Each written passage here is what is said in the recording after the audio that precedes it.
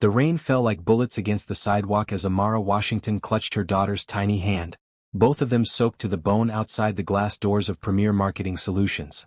Her red blazer, the nicest piece of clothing she owned, now clung to her body like a second skin. Water dripped from her natural hair that she had spent 2 hours straightening that morning with borrowed equipment from her neighbor. 4-year-old Zoe's yellow dress, picked specifically to bring sunshine to what should have been the most important day of their lives, was now plastered against her small frame. "Mommy, I'm sorry," Zoe whispered, her big brown eyes filled with tears that mixed with the raindrops on her cheeks. "I didn't mean to cry so loud." Amara's heart shattered into a million pieces as she knelt on the wet concrete, pulling her daughter close. The security guard's words still echoed in her mind. "Ma'am, you need to leave immediately. You've disrupted our entire office, and there will be no rescheduling. We cannot have this kind of disturbance in a professional environment." The interview had started well. Amara had answered every question perfectly, her communications degree finally feeling useful after 3 years of unemployment. The hiring manager seemed impressed with her portfolio, her enthusiasm, her ideas for their social media campaigns. Then Zoe, who had been sitting quietly in the corner with her coloring books, had knocked over her juice box. The sticky liquid spread across the expensive carpet, and when Zoe tried to clean it up, she accidentally torn her favorite drawing. The meltdown that followed was instant and earth-shattering. "We don't allow children in interviews," the receptionist had said coldly, even though Amara had called ahead and been told it would be fine. "This is highly irregular." But what choice did Amara have? The daycare had closed unexpectedly due to a broken heating system. Her neighbor, who usually watched Zoe during important appointments, was sick with the flu. Her sister lived 3 states away, and her parents had made it clear years ago that helping her raise a child born out of wedlock was not their responsibility. Every door seemed to close before she could even knock. Now, standing in the rain with her sobbing daughter, Amara felt the weight of their entire situation crash down on her shoulders. The eviction notice folded in her purse gave them 30 days to find new housing. The food stamps would run out by the end of the week. Her ancient car, parked 3 blocks away because she couldn't afford downtown parking, might not even start after sitting in this weather. "What are we going to do, baby?" she whispered to Zoe, though she knew her 4-year-old couldn't possibly understand the gravity of their situation.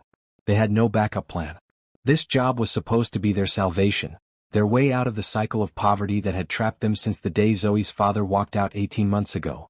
The glass doors of the building swished open behind them, and Amara tensed, expecting security to tell them to move along. Instead, she heard a gentle male voice. "Excuse me, are you all right?" Amara looked up to see a tall man in an expensive navy suit, but what struck her wasn't his obvious wealth. It was the genuine concern in his warm brown eyes, the way he crouched down to her level despite the puddles forming around them, the umbrella he immediately opened to shield them from the rain.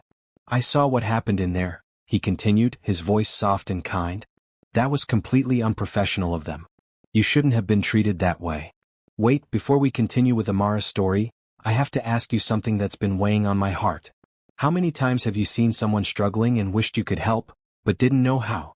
How many single mothers do you think face this exact situation every single day? If this story touches your heart, please subscribe and share your thoughts in the comments. Your voice matters, and together we can shed light on these important stories that need to be told. Jonathan Mitchell had been leaving his monthly board meeting when he witnessed the scene unfold. He'd built his tech empire from nothing, understanding firsthand what it meant to be judged, dismissed, and underestimated. But watching this young mother and her child being humiliated struck something deep within him. "My name is Jonathan," he said, extending his hand to help Amara to her feet. "I couldn't help but notice you handled that situation with incredible grace. That little one is lucky to have such a strong mother." Amara stared at him, unsure whether to trust this stranger. In her experience, men in expensive suits didn't stop to help single mothers in the rain. They usually crossed the street to avoid them. "I'm Amara," she said carefully, "and this is Zoe." Zoe peeked out from behind her mother's legs, her tears slowing as she studied Jonathan's kind face. He smiled at her and something magical happened.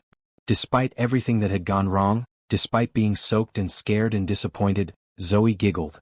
It was a small sound, but in that moment it changed everything. "You have a beautiful laugh," Jonathan told her seriously, as if he were speaking to an adult. "I bet you light up every room you enter." "I like your smile," Zoe replied, her natural chattiness overcoming her shyness. "It's nice like mommy's." Jonathan's heart melted. He looked back at Amara, who was watching the interaction with amazement. Listen, I know this might sound forward, but I own a company called Mitchell Tech Industries. We're always looking for talented people, and from what I overheard in there, you seem exactly like the kind of person we need. Amara blinked rapidly, sure she had misheard. I'm sorry, what? I'm offering you a job, Jonathan said simply. Full-time, benefits included, daycare on site. You'd be working directly with me as my communications director. The salary starts at $75,000 with performance bonuses and advancement opportunities. The numbers hit Amara like a physical blow. $75,000 was more than she'd ever dreamed of making. It was enough to get an apartment, buy reliable transportation, give Zoe the stability she deserved. I don't understand, Amara said, her voice barely above a whisper. You don't even know me. You haven't seen my resume or checked my references. I saw everything I needed to see in there, Jonathan replied.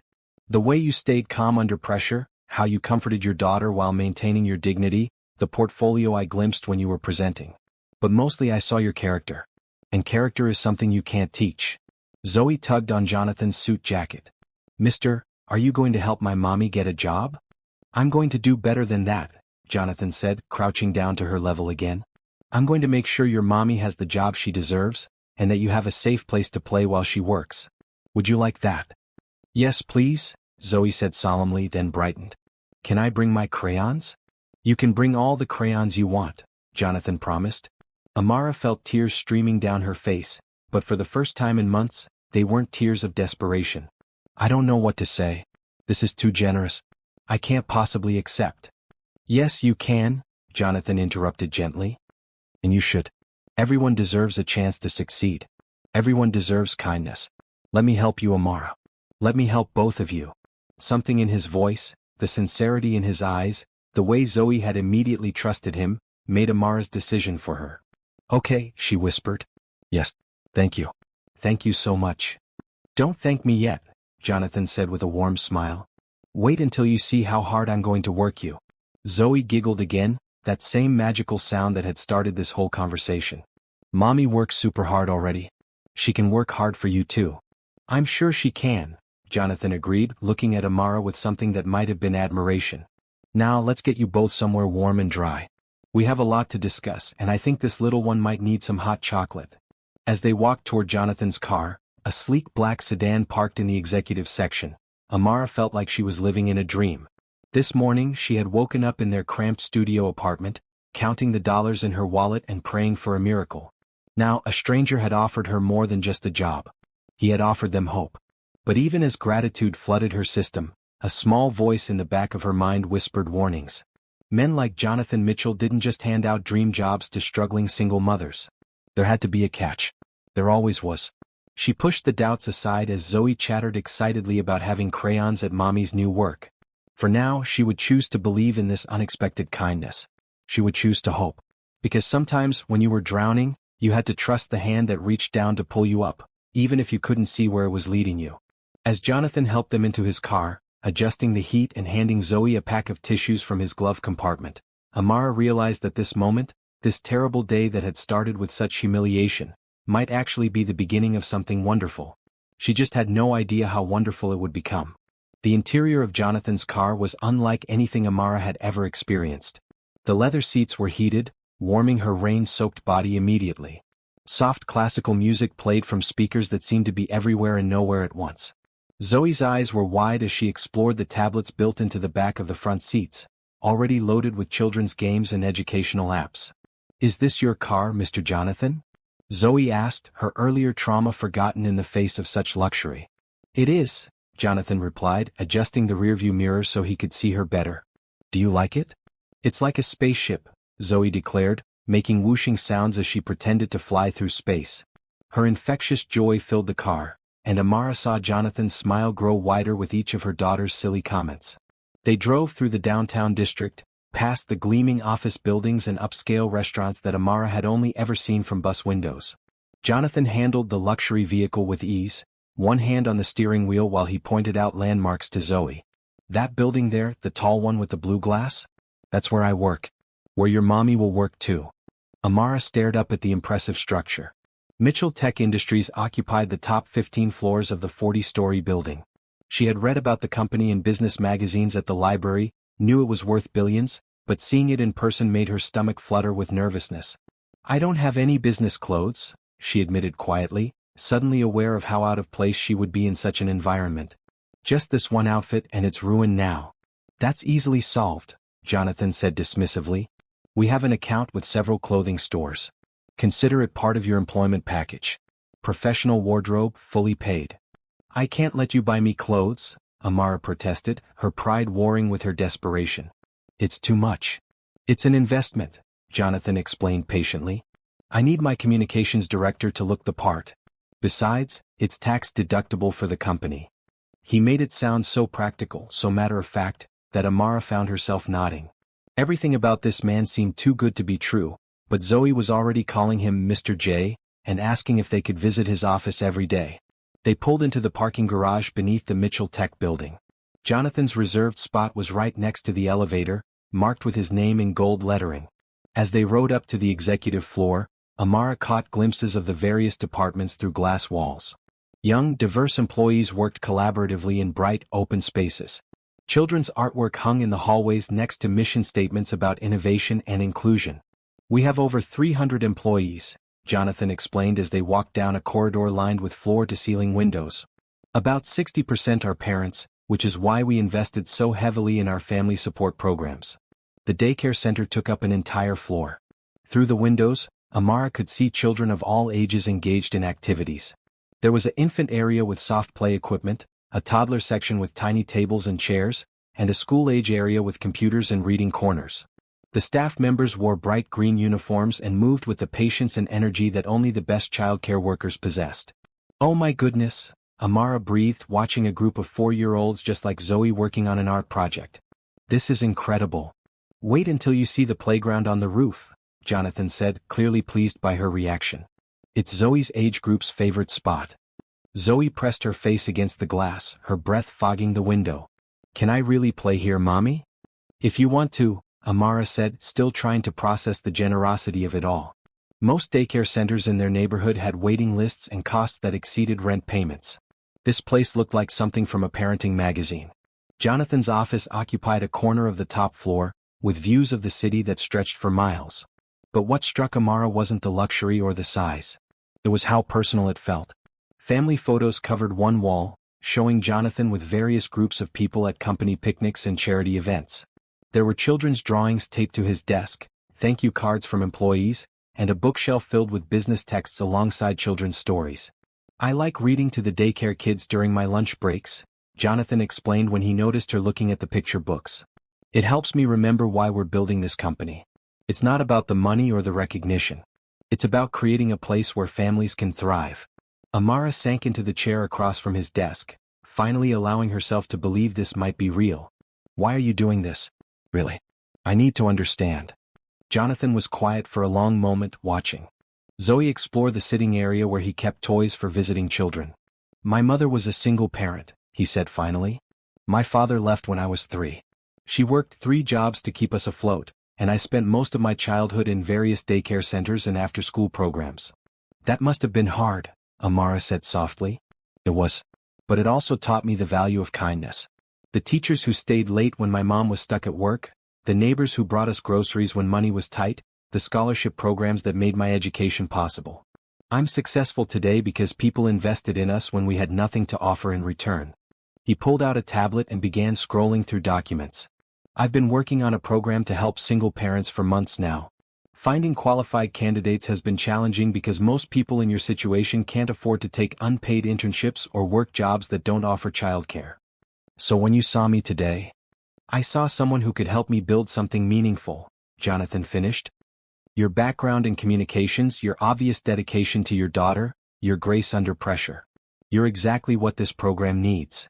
Amara felt tears threatening again. "I don't know how to repay you for this opportunity." "You don't repay kindness," Jonathan said firmly. "You pass it forward. Someday when you're in a position to help someone else, you will. That's how it works." Zoe had found a box of building blocks and was constructing an elaborate castle on the coffee table. "Mr. J, look what I made," she called out proudly. "That's magnificent," Jonathan said, leaving his desk to examine her creation. Is that a tower for a princess?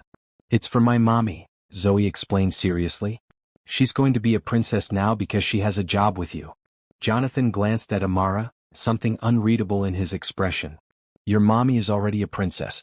She doesn't need a job to make her special. But now she won't cry at night anymore, Zoe said with the brutal honesty of childhood. She thinks I'm asleep, but I hear her sometimes. She worries about money and food and where we're going to live. Amara's cheeks burned with embarrassment, but Jonathan's expression only grew more understanding. Well, now your mommy won't have to worry about those things anymore. And you know what? If you ever hear her worrying about anything else, you can tell her to call me. That's what friends do. They help each other. Are we friends now? Zoe asked hopefully. The very best kind, Jonathan assured her. As the afternoon wore on, Jonathan introduced Amara to key staff members, showed her around the communications department, and outlined her responsibilities. The work was challenging but exciting, involving social media strategy, internal communications, and community outreach programs. Everything she had studied for, dreamed about, hoped to do with her degree. There's just one more thing, Jonathan said as they prepared to leave. Housing. Amara's stomach clenched. She had been dreading this conversation, knowing she would have to admit their current situation was unsustainable. I have a property about 15 minutes from here, Jonathan continued. It's a guest house on my estate, fully furnished, 2 bedrooms. You and Zoe are welcome to stay there while you get settled. No rent, utilities included. Absolutely not, Amara said immediately. I can't possibly. You can and you will, Jonathan interrupted. It's sitting empty anyway and it would actually help me out. I travel frequently for business and having someone on the property gives me peace of mind. But what will people think? Your employees, your friends? They'll think I'm helping a colleague transition into a new position, Jonathan said simply. Which is exactly what I'm doing. Zoe looked up from her blocks. Does the house have a yard, Mr. J? A big one, Jonathan confirmed. With swings and a sandbox and a garden where you can plant flowers if you want. Can we, Mommy? Please? Amara looked at her daughter's hopeful face, then at Jonathan's patient expression. Every logical part of her brain screamed warnings about accepting so much from a stranger. But the desperate mother in her, the part that was tired of watching Zoe sleep on a mattress on the floor and eat cereal for dinner, whispered that this was their chance at a real life. Okay, she said quietly. But I insist on paying rent once my paychecks start coming in. We'll discuss it later, Jonathan said diplomatically, which Amara correctly interpreted as a polite way of saying he had no intention of accepting her money. As they gathered their things to leave, Zoe tugged on Jonathan's jacket again. Mr. J? Yes, sweetheart? Thank you for being nice to my mommy. She deserves nice things. Jonathan knelt down to her level one more time. You're absolutely right. She does. And so do you. Walking out of that building with a job contract in her purse and the promise of a safe home waiting for them, Amara felt like she was stepping into a completely different life. The rain had stopped and late afternoon sunlight was breaking through the clouds, turning the wet streets into mirrors that reflected possibilities. Is this really happening? She asked Jonathan as he helped them into his car again. It's really happening, he confirmed. Tomorrow morning you start your new life. Both of you. As they drove toward their new temporary home, Zoe fell asleep in her car seat, exhausted by the day's emotional roller coaster. Amara watched the scenery change from urban to suburban to something approaching rural luxury. When they finally turned through iron gates and down a tree-lined driveway, she gasped. The main house was a sprawling colonial-style mansion, all white columns and wide verandas. The guest house, set back among tall oak trees, was like something from a fairy tale. 2 stories, painted a cheerful yellow with blue shutters, surrounded by flower beds and a white picket fence. This is where we're going to live? Amara whispered. For as long as you need, Jonathan said, carrying a sleeping Zoe toward the front door. Welcome home. Standing on the porch of their new house, watching this kind stranger carry her daughter as if she were precious cargo, Amara realized that sometimes life could change in a single afternoon. Sometimes, when you thought you had reached the end of your rope, the rope turned out to be longer than you imagined. Sometimes, kindness really could change everything. The alarm clock's gentle chime woke Amara at 6 in the morning, but she had already been awake for an hour, staring at the ceiling of her new bedroom. The guest house had felt like a dream when they'd arrived the night before, but in the soft morning light filtering through lace curtains, it felt like home. Zoe was still asleep in her own room, the first time she'd had her own space since they'd been forced to give up their apartment 8 months ago. The walls were painted a soft lavender, with white furniture that looked like it belonged in a children's magazine. A rocking chair sat by the window, perfect for bedtime stories. Books lined built-in shelves, and a toy chest in the corner held enough supplies to keep a dozen children happy. Amara padded downstairs in her robe, marveling again at the thoughtfulness of the space. The kitchen was fully stocked with everything they could need, including a refrigerator filled with fresh groceries and a pantry containing all of Zoe's favorite foods. A note on the counter, written in Jonathan's neat handwriting, welcomed them again and provided his personal phone number, in case of any emergencies, questions, or if you just need anything at all. She made coffee with a machine that probably cost more than her monthly food budget and stood at the kitchen window, watching the sunrise paint the sky in shades of pink and gold. The backyard stretched toward a small lake, where ducks were already swimming in lazy circles. A swing set and sandbox sat beneath towering oak trees, and Amara could already picture Zoe's delight when she discovered them. At 7:30, she woke her daughter gently, half expecting Zoe to be confused about where they were. Instead, Zoe sat up immediately, her face bright with excitement. "Is this still real, Mommy? Do we really live here now?" "We really do, baby," Amara confirmed, helping her daughter select an outfit from the closet that had been mysteriously stocked with clothes in exactly Zoe's size. "Are you ready to see the daycare today? Can I bring my new books?" Zoe asked, clutching a picture book about dragons that she'd found on her nightstand. "Of course you can." They drove to Mitchell Tech in Amara's ancient Honda, which looked ridiculously out of place in the executive parking garage but started reliably for once. Jonathan was waiting for them in the lobby, looking polished and professional in a dark blue suit, but his face lit up when he saw them approaching. "Good morning, ladies," he said warmly. "How was your first night in the house?" "It was like sleeping in a cloud," Zoe announced dramatically, making Jonathan laugh. "And you, Amara? Was everything comfortable?" "More than comfortable," she replied, though comfortable seemed inadequate to describe the luxury they'd experienced. "Thank you again for everything. I still can't quite believe this is real." "It's real," Jonathan assured her. "And I'm glad you're here. We have a lot of work to do." He walked them to the daycare first, where the morning coordinator, Mrs. Patterson, was waiting with a warm smile and a clipboard. She was a grandmother-like woman in her 60s, with silver hair and kind eyes behind wire-rimmed glasses. "You must be Zoe," she said, crouching down to the little girl's level. "I'm Mrs. Patterson and I've been so excited to meet you. Would you like to see where you'll be playing today?" Zoe looked to her mother for permission, then nodded shyly. Mrs. Patterson led them through the various activity areas, introducing Zoe to other children and showing her where she could store her backpack and special book.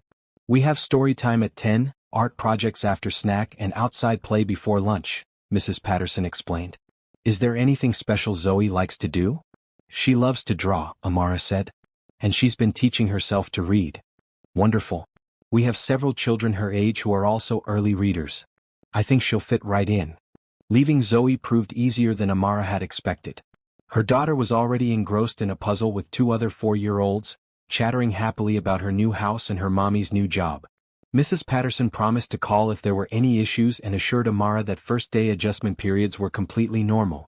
Jonathan's assistant, a efficient woman named Rebecca who appeared to be in her 40s, was waiting in the communications department when they arrived. She wore a professional burgundy dress and had the kind of confidence that came from years of corporate experience. "Rebecca practically runs this place," Jonathan explained as he introduced them. "If you need anything at all, she's your first resource." "It's so nice to meet you," Rebecca said, shaking Amara's hand firmly.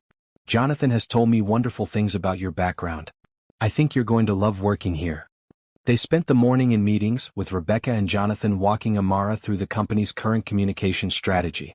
Mitchell Tech focused on developing software solutions for healthcare and education, with particular emphasis on making technology accessible to underserved communities. Their social media presence was professional but lacked the personal touch that could really connect with their audience. "That's where you come in," Jonathan explained, pulling up examples of campaigns from other companies. "We want to tell stories. Real stories about how our products are changing lives, about the families we employ, about the communities we serve." Amara felt her excitement building as she understood the scope of what they wanted to accomplish. "You're talking about humanizing the brand. Showing the faces behind the technology." "Exactly," Jonathan said, and she caught a note of genuine enthusiasm in his voice. "We have incredible stories to tell. Single mothers who've built careers here, veterans who've found new purpose, immigrants who've achieved their American dreams. But we need someone who understands the importance of authentic storytelling. Someone who's lived it, Amara said quietly. Someone who's lived it, he confirmed. They broke for lunch at noon, and Jonathan suggested they eat in the company cafeteria so Amara could meet more of the staff. The dining area was bright and welcoming, with floor-to-ceiling windows and tables arranged to encourage conversation. The food was fresh and varied, with options for every dietary need, and everything was provided free for employees. This must cost the company a fortune, Amara observed, watching Jonathan select a salad and soup combination. It costs less than you'd think, he replied. And the productivity benefits are enormous. When people don't have to worry about finding time and money for lunch, they're happier and more focused. When they eat together, they collaborate better. Several employees stopped by their table to introduce themselves to Amara. She met Carlos from the software development team, whose wife also worked in accounting and whose twin daughters attended the company daycare. There was Jennifer from Human Resources, who had started as a receptionist 5 years ago and worked her way up through the ranks. And Dr. Kim from the healthcare division, who had immigrated from South Korea with her family and now led the team developing medical record systems for rural hospitals. Everyone has a story, Jonathan said quietly as they watched Dr. Kim return to her table of colleagues. Everyone deserves a chance to succeed. That's what we're building here. I need to pause this story for just a moment to ask you something important. How many companies have you worked for that truly cared about their employees as people, not just productivity numbers? How many bosses have you had who would personally ensure your child had a safe place to play while you worked? If you believe more workplaces should operate with this kind of compassion, please subscribe and tell me in the comments about a time when someone's kindness changed your life. These stories matter and I want to hear yours. After lunch, they visited Zoe in the daycare. Amara found her daughter in the art corner, covered in finger paint and glowing with happiness. She had made 3 new friends and created a painting of their new house that she insisted on showing to Mr. J immediately. It's beautiful, Jonathan said seriously, studying the colorful swirls and shapes. Is that your bedroom window? Yes, and that's the swing you promised me, and those are the ducks on the lake, Zoe explained, pointing to various elements of her masterpiece. Can I make one for you to put in your office? I would be honored to display your artwork in my office, Jonathan replied. All the important business people who visit me will see what a talented artist you are. Watching Jonathan interact with her daughter, Amara felt something shift in her chest. It wasn't just gratitude anymore, though she certainly felt that. It was something warmer, something that made her pulse quicken when he smiled at Zoe's innocent questions.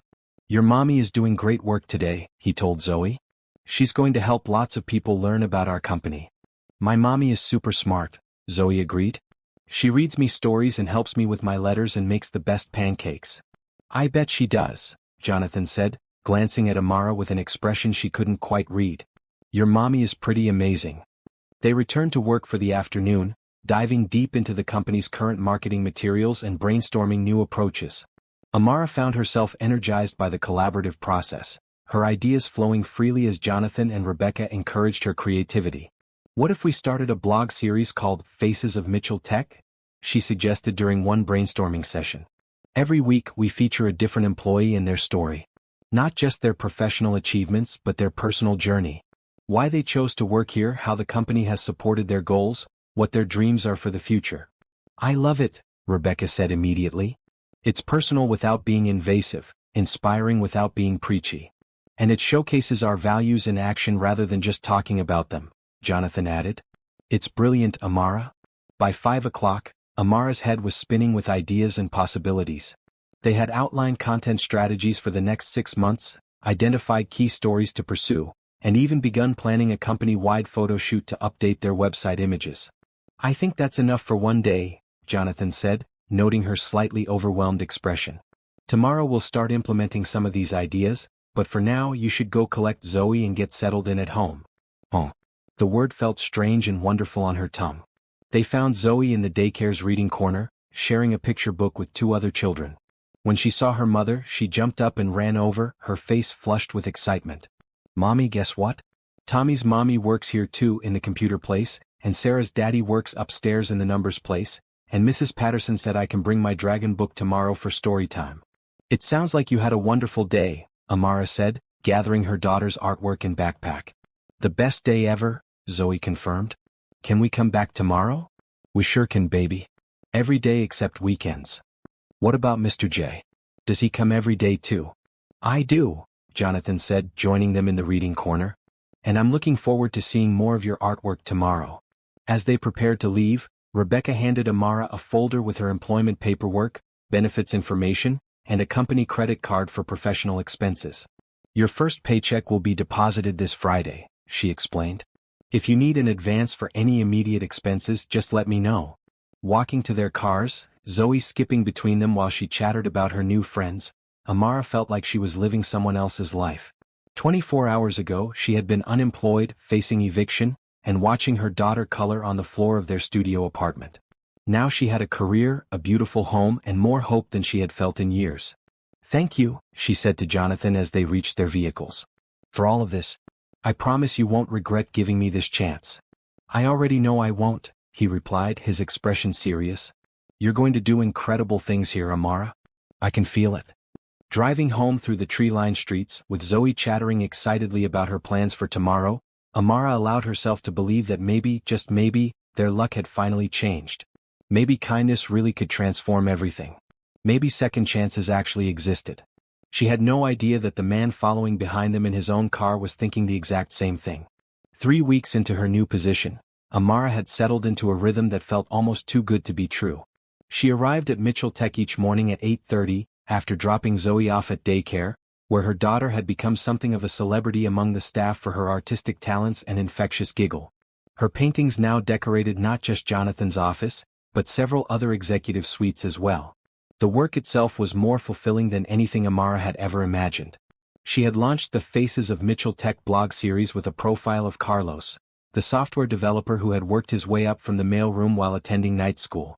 The response from both employees and the online community had been overwhelmingly positive, with engagement rates triple what the company had seen before.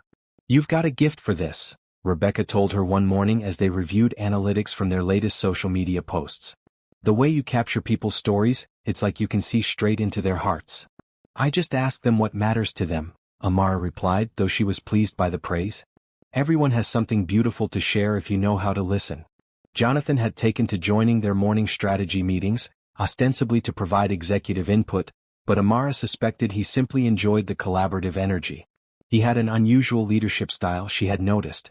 Instead of dictating from above, he asked questions, listened carefully to responses, and somehow made everyone feel like their contributions were valued. What's next for the blog series? He asked during one of these sessions, settling into the conference room chair beside Amara. She tried not to notice how the morning sunlight highlighted the gold flecks in his brown eyes, or how he always smelled faintly of cedar and something clean she couldn't identify. I'd like to profile Dr. Kim next, Amara suggested, consulting her notes. Her story about immigrating with her family and building a career in technology is inspiring. Plus, it ties into our healthcare initiative. Excellent choice, Jonathan agreed. Dr. Kim is brilliant, and her perspective on accessible healthcare technology could really resonate with our target audience. There's just one challenge, Amara continued, hesitating slightly. Her story is quite personal. Her family faced significant hardships when they first arrived, and I want to make sure we handle it with sensitivity. What do you need? Jonathan asked immediately. Time. And probably a translator for when I interview her parents. They're an important part of her story, but their English is limited. Done, Jonathan said without hesitation. Whatever resources you need, you have them. Good storytelling can't be rushed. These moments of immediate support still caught Amara off guard. In her previous work experience, every request had required justification, multiple approvals, and budget negotiations. Jonathan's trust in her judgment was both liberating and slightly intimidating. After the meeting, she lingered to organize her files while Rebecca gathered her materials. Jonathan remained seated, scrolling through something on his tablet, but she could feel his attention on her. Is everything okay? She asked when they were alone. You seem thoughtful today. He looked up from his tablet, a slight smile playing at the corners of his mouth. I was just thinking about how different the office feels since you started working here. More alive somehow. It's a wonderful place to work, Amara said diplomatically, though her pulse quickened at his words. Everyone has been so welcoming. That's not what I meant, Jonathan said quietly. I meant you specifically. Your energy, your perspective, the way you see possibilities where others see problems. It's been refreshing. The air in the conference room suddenly felt charged, and Amara found herself studying the pattern in the conference table rather than meeting his gaze. I just do my job. No, Jonathan said, standing and moving closer to where she was organizing papers. You do so much more than that. Yesterday, when you noticed that new intern looking overwhelmed and spent your lunch break helping her with her presentation. Last week, when you organized that birthday party for Mrs. Patterson. The way you make everyone feel seen and valued. That's not just a job, Amara. That's who you are. She looked up at him then, surprised by the intensity in his voice. I don't know what to say to that. You don't have to say anything, he replied. I just wanted you to know that your presence here matters. To the company, to our mission, to... He paused, seeming to reconsider his words. To all of us. Before Amara could respond, a knock on the conference room door interrupted them. Dr. Kim appeared in the doorway, her professional black dress making her look even more polished than usual. Sorry to interrupt, she said, but Amara, I wanted to catch you before my next meeting. I've been thinking about your interview request and I'd like to accept. That's wonderful, Amara said, grateful for the distraction from whatever moment had been building between her and Jonathan. When would be convenient for you?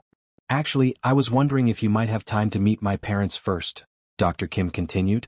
They're visiting this weekend, and I thought you might like to hear their perspective on our family's journey. My mother makes incredible Korean food, and she's been wanting to thank you for featuring our stories.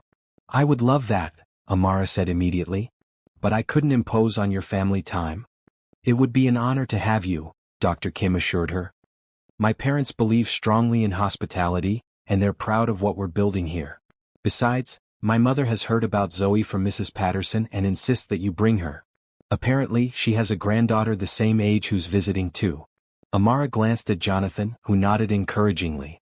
That sounds like a perfect opportunity for research and relationship building. Then it's settled, Dr. Kim said, smiling. Saturday at 2 o'clock. I'll send you my address. And Amara? Thank you for taking the time to really understand our stories. It means more than you know. After Dr. Kim left, Amara found herself alone with Jonathan again, but the earlier intensity had been replaced by something more comfortable, more familiar. You're building real relationships with our employees, he observed. That's not something that can be taught. It doesn't feel like work when you genuinely care about people, Amara replied. Everyone here has been so kind to Zoe and me. This feels less like a company and more like a community. That's exactly what I was hoping to create, Jonathan said, his expression growing serious again. I've seen too many companies where employees are just numbers, where families are seen as distractions rather than assets. I wanted to build something different. Why? Amara asked, then caught herself. I'm sorry, that's probably too personal. Not at all, Jonathan assured her. It's actually quite simple. When I was Zoe's age, my mother worked for a company that grudgingly allowed her to bring me to the office when she couldn't find childcare. I spent hours sitting in a corner trying to be invisible, knowing that my presence was seen as a problem rather than just part of life. Amara's heart clenched, imagining a young Jonathan trying to make himself small and unnoticed. That must have been difficult. It was lonely, he admitted. And it taught me early that most workplaces aren't designed for real human lives. They're designed for the fantasy that employees don't have families, emergencies, or needs beyond their job descriptions. So you decided to create something different. I decided to create the kind of place my mother deserved to work.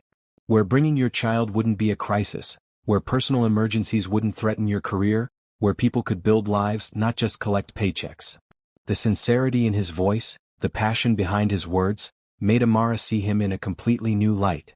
She had assumed his generosity came from wealth and privilege, but it actually came from understanding exactly what it felt like to be vulnerable and dependent on others' kindness. Your mother would be proud, she said softly. She passed away 2 years ago, Jonathan said, his voice steady but gentle. Cancer. But yes, I think she would be proud. She got to see the early stages of what we were building here, and she was particularly excited about the child care center. I'm so sorry for your loss. Thank you. She was an incredible woman. Strong, resilient, determined to give me every opportunity she never had. A lot like you actually. The comparison made Amara's cheeks warm. I'm just doing what any parent would do. No, Jonathan said firmly. You're doing what the best parents do. There's a difference. A comfortable silence settled between them, broken only by the soft hum of the building's air system and distant sounds of office activity. Amara found herself studying Jonathan's profile as he gazed out the conference room windows. There was something about him that felt both mysterious and familiar, like a song she almost remembered. "Can I ask you something?" she said impulsively. "Of course. Do you ever regret it? Building a company this way? It must be expensive, having all these employee benefits and support programs. Wouldn't it be more profitable to run things traditionally?" Jonathan turned from the window, a smile playing at his lips. "Do you know what our employee retention rate is?" "No. 96%. "Do you know what our productivity metrics look like compared to industry standards?" "I assume they're good?" 40% above average. "Do you know how many of our employees have been promoted from within in the past 5 years?" "I get the point," Amara said, laughing. "It's good business." "It's the best business," Jonathan confirmed. "When you invest in people, they invest in you. When you treat employees like family, they care about the company's success like it's their own. When you create an environment where people can thrive personally, they excel professionally. So it's not just altruism. It's strategy. The best strategies are the ones where everyone wins," Jonathan said. "Our employees win, their families win, our clients win, our shareholders win, and the communities we serve win. I don't believe in zero-sum thinking." Amara studied his face, looking for any hint of insincerity or self-congratulation, but found only genuine conviction. "You really believe that, don't you?" "I've lived it," he said simply. "Every day for the past 7 years, watching this place grow and evolve. Seeing Carlos work his way up from the mailroom. Watching Dr. Kim build her research team. Seeing new parents like yourself find stability and purpose. It's not theory to me, Amara. It's proof." Before Amara could respond, her phone buzzed with a text message. She glanced at it and felt her stomach drop. "Is everything okay?" Jonathan asked, noting her expression. "It's from Mrs. Patterson," Amara said, reading the message again. "Zoe fell on the playground. She's okay, but they want me to come check on her." "Go," Jonathan said immediately. "Take all the time you need." Amara was already gathering her things, her mind racing with worry. "I'm sorry, I know we have the budget meeting this afternoon." "Amara." Jonathan's voice was gentle but firm. "Your daughter comes first. Always. Everything else can wait." She looked at him gratefully, once again struck by his immediate understanding of her priorities. "Thank you. That's what I meant about building this place for real human lives," he said, walking with her toward the elevator. "Emergencies happen. Children get hurt. Life doesn't pause for budget meetings." As the elevator doors opened, Amara felt a surge of something deeper than gratitude. It was recognition, she realized.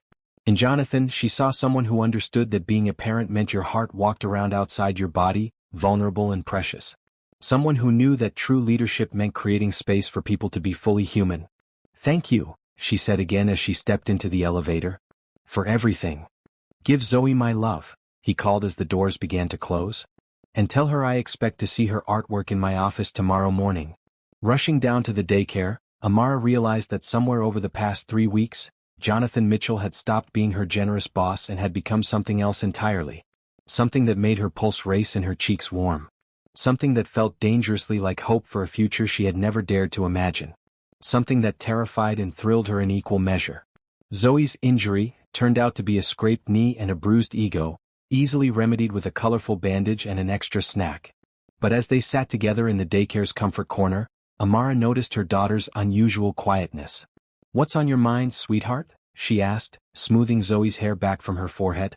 "Mommy," Zoe said seriously, "do you like Mr. J?" The question caught Amara off guard. "Of course I like him, baby. He's been very kind to us." "No," Zoe said with the exaggerated patience of a 4-year-old explaining something obvious to an adult. "Do you like him like him? Like in the movies when people get married?" Amara felt her cheeks burn. "Zoe, honey, Mr. Jonathan is my boss. He's helping us by giving me a job. But he smiles different when he talks to you," Zoe insisted. "And you get all red like a tomato when he says nice things." "I do not get red like a tomato," Amara protested, though she could feel her face warming even as she spoke. "Yes you do. Like right now." Zoe giggled, the sound that had started their entire journey with Jonathan. "Mrs. Patterson says when grown-ups like each other, they get all silly and forget how to talk normally." "Mrs. Patterson said that?" "Uh-huh. When Mr. Carlos brought flowers for Miss Jennifer in the office place, Mrs. Patterson said they were being silly because they like each other but were too scared to say so." Amara made a mental note to have a conversation with Mrs. Patterson about appropriate topics of discussion with 4-year-olds. Zoe, grown-up feelings are complicated. Mr. Jonathan and I work together and we're friends, but what if you got married? Zoe interrupted, her eyes bright with excitement. Then he could live in our house and I could have a daddy, and you could be happy all the time instead of just sometimes. Amara's throat tightened. She thought she had hidden her loneliness from her daughter, but children saw everything. Baby, I am happy. We have our beautiful house and my wonderful job but you're lonely happy, Zoe said with devastating honesty. Like when you watch movies with kissing and you make that sad face. Before Amara could formulate a response, the daycare door opened and Jonathan appeared, his expression concerned. He had loosened his tie and rolled up his sleeves, looking less like a billionaire CEO and more like a worried friend. How's our patient? He asked, crouching down to Zoe's level. I'm brave, Zoe announced, showing off her bandage. But Mommy was more scared than me. That's because mommies love their little girls very much, Jonathan said seriously. When someone you love gets hurt even a little bit, it makes your heart worry. Do you love anyone? Zoe asked with typical childhood directness. Jonathan glanced at Amara, something unreadable in his expression. I'm learning to, he said quietly. Good, Zoe said with satisfaction. Love makes everything better. That's what Mommy always tells me.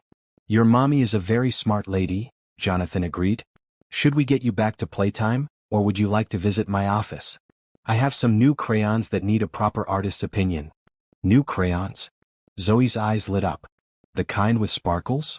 The very best kind with sparkles, Jonathan confirmed. As they walked toward the elevator, Zoe skipping between them while she chattered about her grand plans for the sparkly crayons, Amara felt the weight of Jonathan's earlier words. I'm learning to. The way he had looked at her when he said it made her stomach flutter with possibilities she wasn't ready to examine. Jonathan's office had indeed been equipped with a premium art station since Zoe's last visit. A child-sized table sat near the windows, complete with every imaginable art supply and a stack of high-quality paper. Zoe gasped with delight and immediately set to work on what she announced would be the most beautiful picture ever. You didn't have to do this, Amara said quietly, watching her daughter arrange crayons by color preference. I wanted to, Jonathan replied, settling into his desk chair but keeping his attention on Zoe's artistic process. She's here almost every day after school anyway, and the conference room table isn't really designed for masterpiece creation. After school? You haven't noticed? Every day around 3:30 she convinces Mrs. Patterson that she needs to deliver you an important message or show you something urgent. It usually coincides with our daily planning sessions. Amara looked at her daughter with new understanding.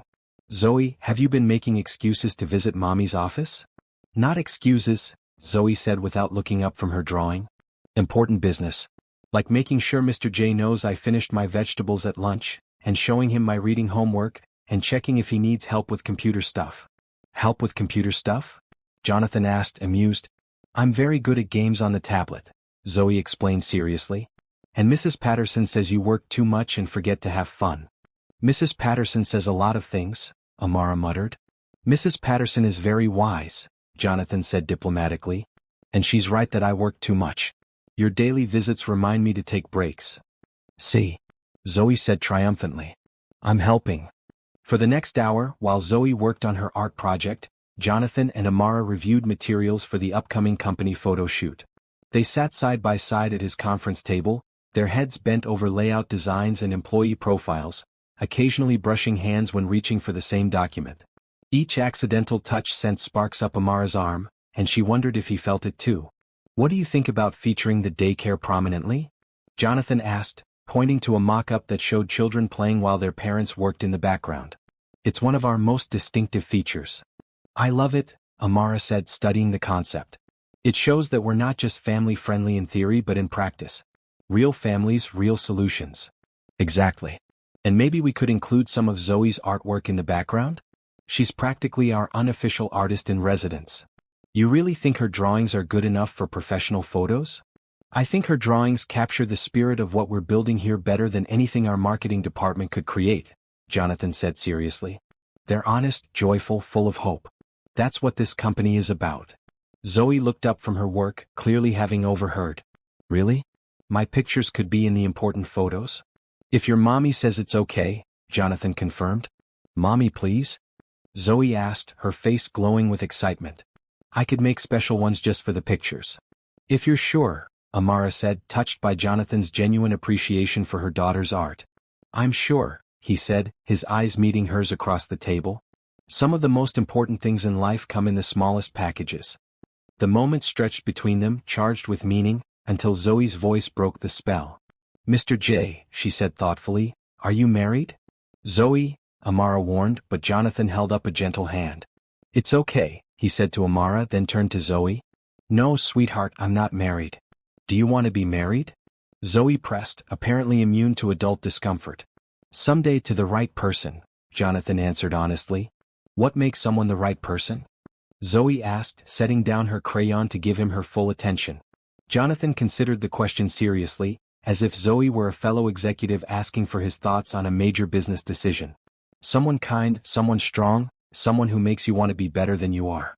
Someone who makes you laugh, who understands what's important to you, who fits into your life like they were always meant to be there. Amara felt her breath catch, certain that Jonathan's eyes found hers as he spoke. Like how mommy fits in our new house? Zoe asked innocently. Exactly like that, Jonathan said softly. And like how you fit in our story? Zoe continued, her 4-year-old logic making connections that adults might dance around for months. Zoe, Amara said weakly, but her daughter was on a roll. Because you make mommy smile the real way, not the tired way. And you remember that I like purple crayons best, and you keep juice boxes in your office fridge for when I visit, and you listen when I talk about important things like my loose tooth and my favorite books. Jonathan's expression grew incredibly gentle. Those are all very important things, and I'm honored that you share them with me. So do you think you could marry my mommy? Zoe asked with the straightforwardness that only children possessed. She's very nice and pretty, and she makes excellent pancakes and she gives the best hugs. The silence that followed was deafening. Amara wanted to disappear into the floor, but she found herself frozen, waiting for Jonathan's response with a mixture of terror and hope.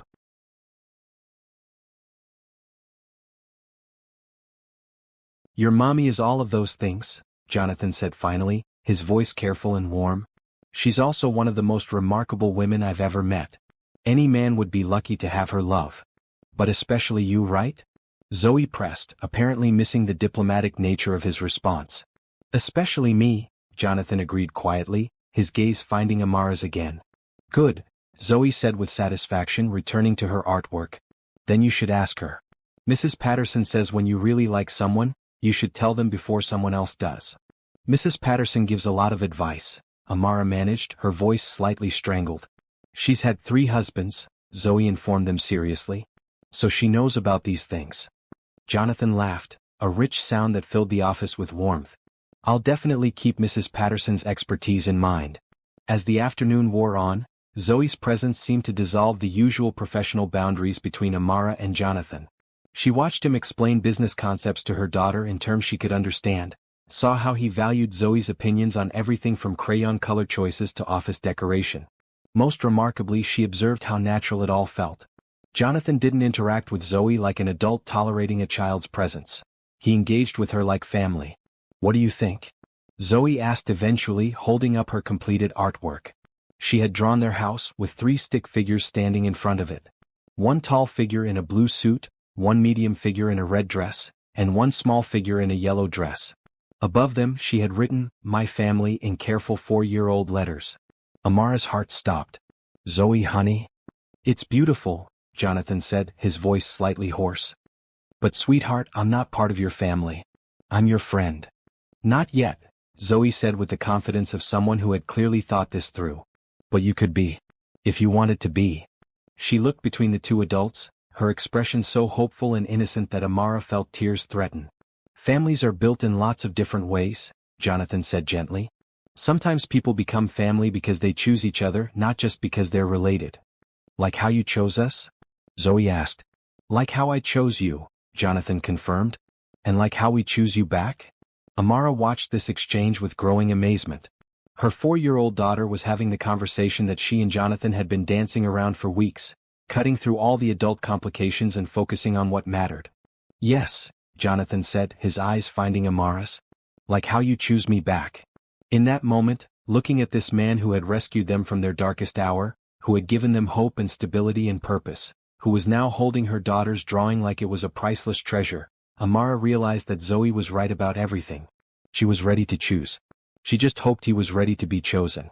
Saturday afternoon found Amara standing outside Dr. Kim's suburban home, holding a nervous Zoe's hand while balancing a bottle of wine and a bouquet of flowers. The house was a modest two-story colonial with a well-maintained garden and children's toys scattered across the front yard. "Remember your manners," Amara whispered to Zoe as they approached the front door. "And remember to use my inside voice," Zoe added seriously, having been thoroughly coached on proper dinner party behavior. Dr. Kim answered the door wearing a casual green sweater and jeans, looking more relaxed than Amara had ever seen her at the office. "Amara, Zoe, welcome. Please come in." The interior of the house was warm and inviting, filled with the aroma of Korean cooking and the sound of children's laughter from somewhere upstairs. Family photos lined the hallway walls, showing Dr. Kim's journey from a young woman in Seoul to her graduation from medical school to her wedding day. "My parents are so excited to meet you," Dr. Kim said, leading them toward the kitchen. "And my daughter Min Jun has been asking about Zoe all week." Dr. Kim's parents, Mr. and Mrs. Park, were waiting in the spacious kitchen where several dishes simmered on the stove. Mrs. Park was a small, elegant woman in her 70s, her silver hair pulled back in a neat bun. Mr. Park was taller, with kind eyes behind wire-rimmed glasses and an immediate warm smile for their guests. "Welcome to our family home," Mrs. Park said in careful English, bowing slightly. "We are honored to have you." "The honor is mine," Amara replied, returning the bow and presenting the flowers. "Thank you for inviting us." Mrs. Park accepted the flowers with delight, immediately bustling to find a vase while chattering in Korean to her husband.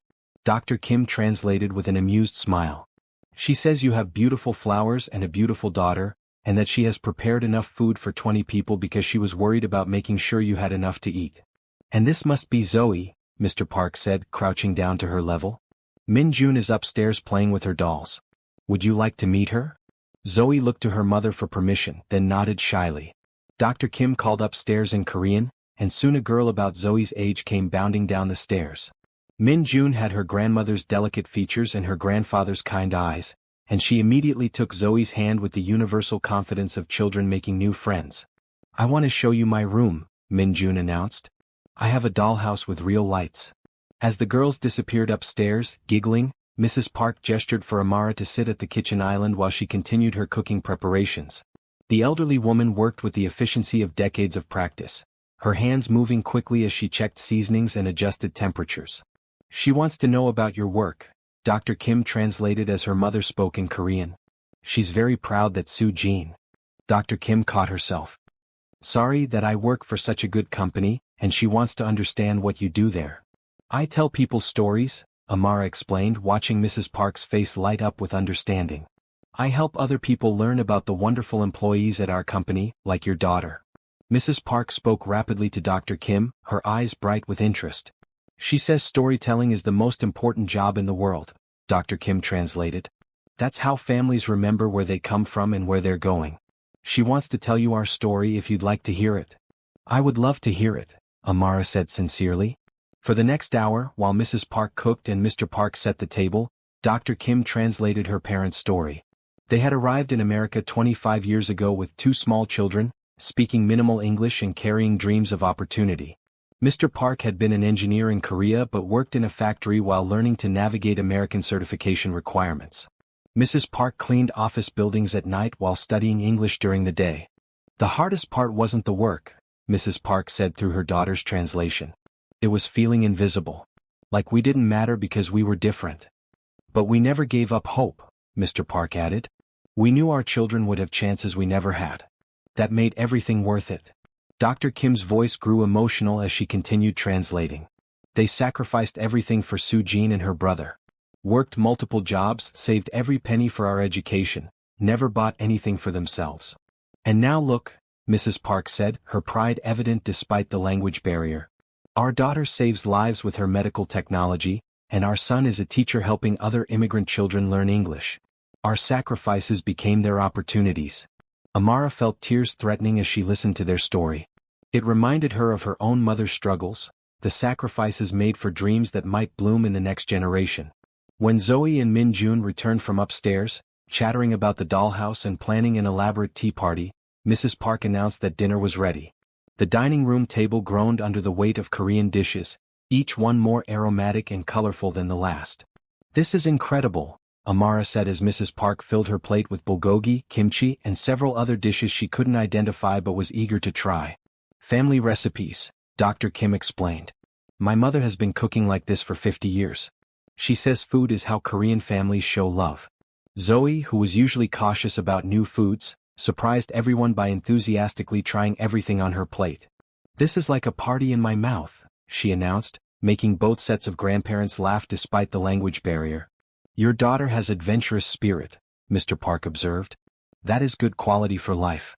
As they ate, the conversation flowed easily between Korean and English, with Dr. Kim translating when necessary but the warmth and connection transcending language barriers. Amara found herself sharing stories about her own journey, her struggles as a single mother, and her gratitude for the opportunity at Mitchell Tech. "Mr. Jonathan sounds like good man," Mrs. Park said when Dr. Kim translated Amara's description of her boss. "A man who helps others without wanting something back, that is rare." "Very rare," Mr. Park agreed. "In our experience, kindness usually comes with price. But sometimes, very sometimes, you meet person whose kindness is genuine. Those people change your life." "Has Jonathan changed your life?" Dr. Kim asked directly, her professional curiosity evident. Amara considered the question while helping Zoe navigate a particularly challenging piece of bulgogi. "Completely," she said finally. "Not just the job and the house, though those things are wonderful. But he's changed how I think about what's possible. For me, for Zoe, for our future." "That's what good leadership does," Dr. Kim said thoughtfully. "It doesn't just solve problems. It expands possibilities." After dinner, while the children played and the adults lingered over tea, Mrs. Park brought out photo albums documenting their family's journey in America. Pictures of graduation ceremonies, birthdays, holidays, and achievements painted a portrait of determination rewarded and dreams realized. "This is why we came," Mr. Park said, pointing to a photo of Dr. Kim in her medical school graduation gown. "Not for us but for this moment." "And this," Mrs. Park added, showing a photo of their son receiving a teaching award. "Our children living the dreams we couldn't reach." "But you did reach them," Amara said gently. "Through your children. That's how love works, isn't it? It multiplies across generations." Mrs. Park looked at her with new understanding, speaking quickly to Dr. Kim in Korean. "She says you understand the heart of family," Dr. Kim translated. "She thinks your little girl is lucky to have a mother who knows that love is the most important gift you can give a child." As the evening wound down and they prepared to leave, Mrs. Park pressed containers of leftovers into Amara's hands while speaking earnestly to her daughter. "She wants you to know," Dr. Kim translated, "that you are welcome in our family anytime. She says kindness recognizes kindness and she sees it in you. And she wants to know," Dr. Kim continued with a slight smile, "if Mr. Jonathan might like to try her cooking sometime. She thinks a man who takes care of single mothers and their children deserves a good meal." Amara laughed, imagining Jonathan's reaction to Mrs. Park's maternal interest. "I'll be sure to mention that to him." As they drove home through the quiet suburban streets, Zoe chattering about her new friend and the promise to have a playdate soon, Amara reflected on the evening's conversations. The Park story reminded her that building a new life required both courage and patience, that some dreams took years to unfold. "Mommy," Zoe said from her car seat, "Mrs. Park asked me if Mr. J was my daddy." Amara's hands tightened on the steering wheel. "What did you tell her?" "I told her he wasn't yet, but that maybe he could be someday if we asked nicely." "Zoe." "She said that sounded like a good plan," Zoe continued matter-of-factly. "And Min Jun said her granddaddy wasn't her real granddaddy, but he became her family when her grandmama got married again. She said families can grow in lots of ways." Out of the mouths of babes, Amara thought. "That's true, sweetheart. Families do grow in lots of ways. So we could grow our family too?" Amara pulled into their driveway, parking next to the guest house that had become home. Through the windows of the main house, she could see lights on, suggesting Jonathan was home from whatever weekend activities occupied billionaire CEOs. "Maybe we could," she said quietly, surprising herself with the admission. "Can we ask him tomorrow?" Zoe asked with typical 4-year-old impatience. "These things take time, baby," Amara explained. "Adults have to go slow with important decisions." "But not too slow," Zoe said seriously, "because good things shouldn't wait too long." As they gathered their leftovers and headed into their beautiful borrowed home, Amara realized that her daughter, with her innocent wisdom and fearless heart, might be the bravest member of their little family. Zoe had already decided that Jonathan belonged with them, had already chosen to love without reservation or fear. Maybe it was time for the adults to catch up to a 4-year-old's understanding of what mattered most. Later that evening, after Zoe was asleep and Amara was curled up with a book in their cozy living room, her phone buzzed with a text message from Jonathan. "Hope you had a wonderful evening with the Kim family. Looking forward to hearing about it on Monday. Sweet dreams to both my favorite ladies." Amara stared at the message, her heart racing at the casual endearment. My favorite ladies. As if they belonged to him, as if he belonged to them. She typed and deleted several responses before settling on something simple. "We had a beautiful time. Thank you for encouraging me to go. See you Monday." But as she turned off her phone and headed upstairs, she found herself hoping that Monday wouldn't take too long to arrive. Monday morning brought unexpected complications. Amara arrived at the office to find a sleek red sports car parked in the visitor section of the executive garage, its vanity plates reading Victor 1A. She didn't think much of it until she reached the communications department and found Rebecca whispering urgently with 2 other assistants. "Is everything okay?" Amara asked, setting down her coffee and laptop bag. Rebecca looked up with an expression that mixed concern and barely concealed irritation. "Jonathan's ex-fiancée is here. Victoria Sterling. She showed up about an hour ago demanding to see him." Amara felt something cold settle in her stomach. "Ex-fiancé?" "They were engaged 2 years ago," Rebecca explained, her voice carefully neutral. "Very high-profile relationship. She comes from old money, very connected socially. The breakup was complicated. And she's here now because—" "No one knows," Rebecca said with obvious frustration. "She refuses to explain her visit to anyone except Jonathan. He's been in his office with her for 45 minutes.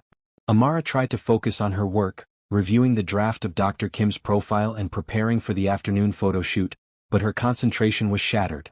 Every few minutes she found herself glancing toward Jonathan's corner office, where the blinds were uncharacteristically closed.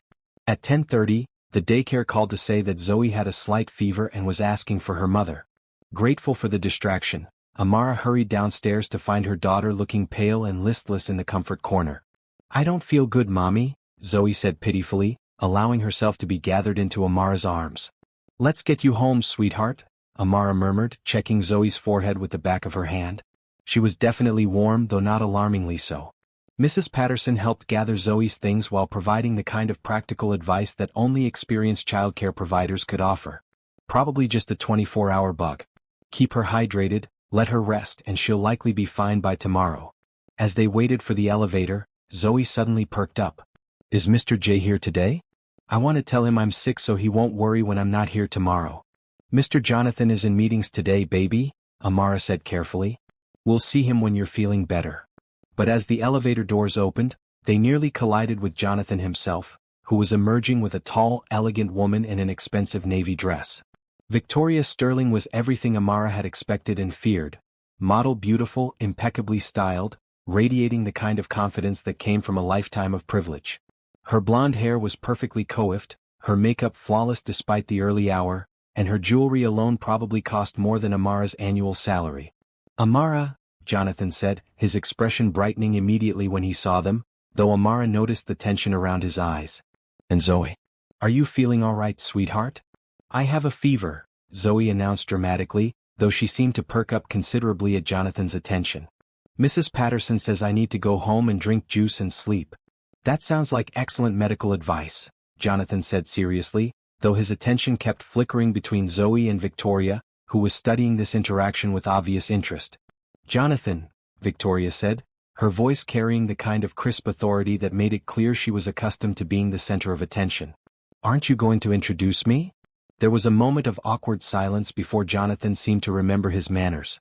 "Victoria, this is Amara Washington, our communications director, and her daughter Zoe. Amara, this is Victoria Sterling." "Charmed," Victoria said, extending a perfectly manicured hand to Amara. Her handshake was firm, professional, and somehow conveying that she was sizing up potential competition. "Jonathan has mentioned you. You're the charity case he hired, correct?"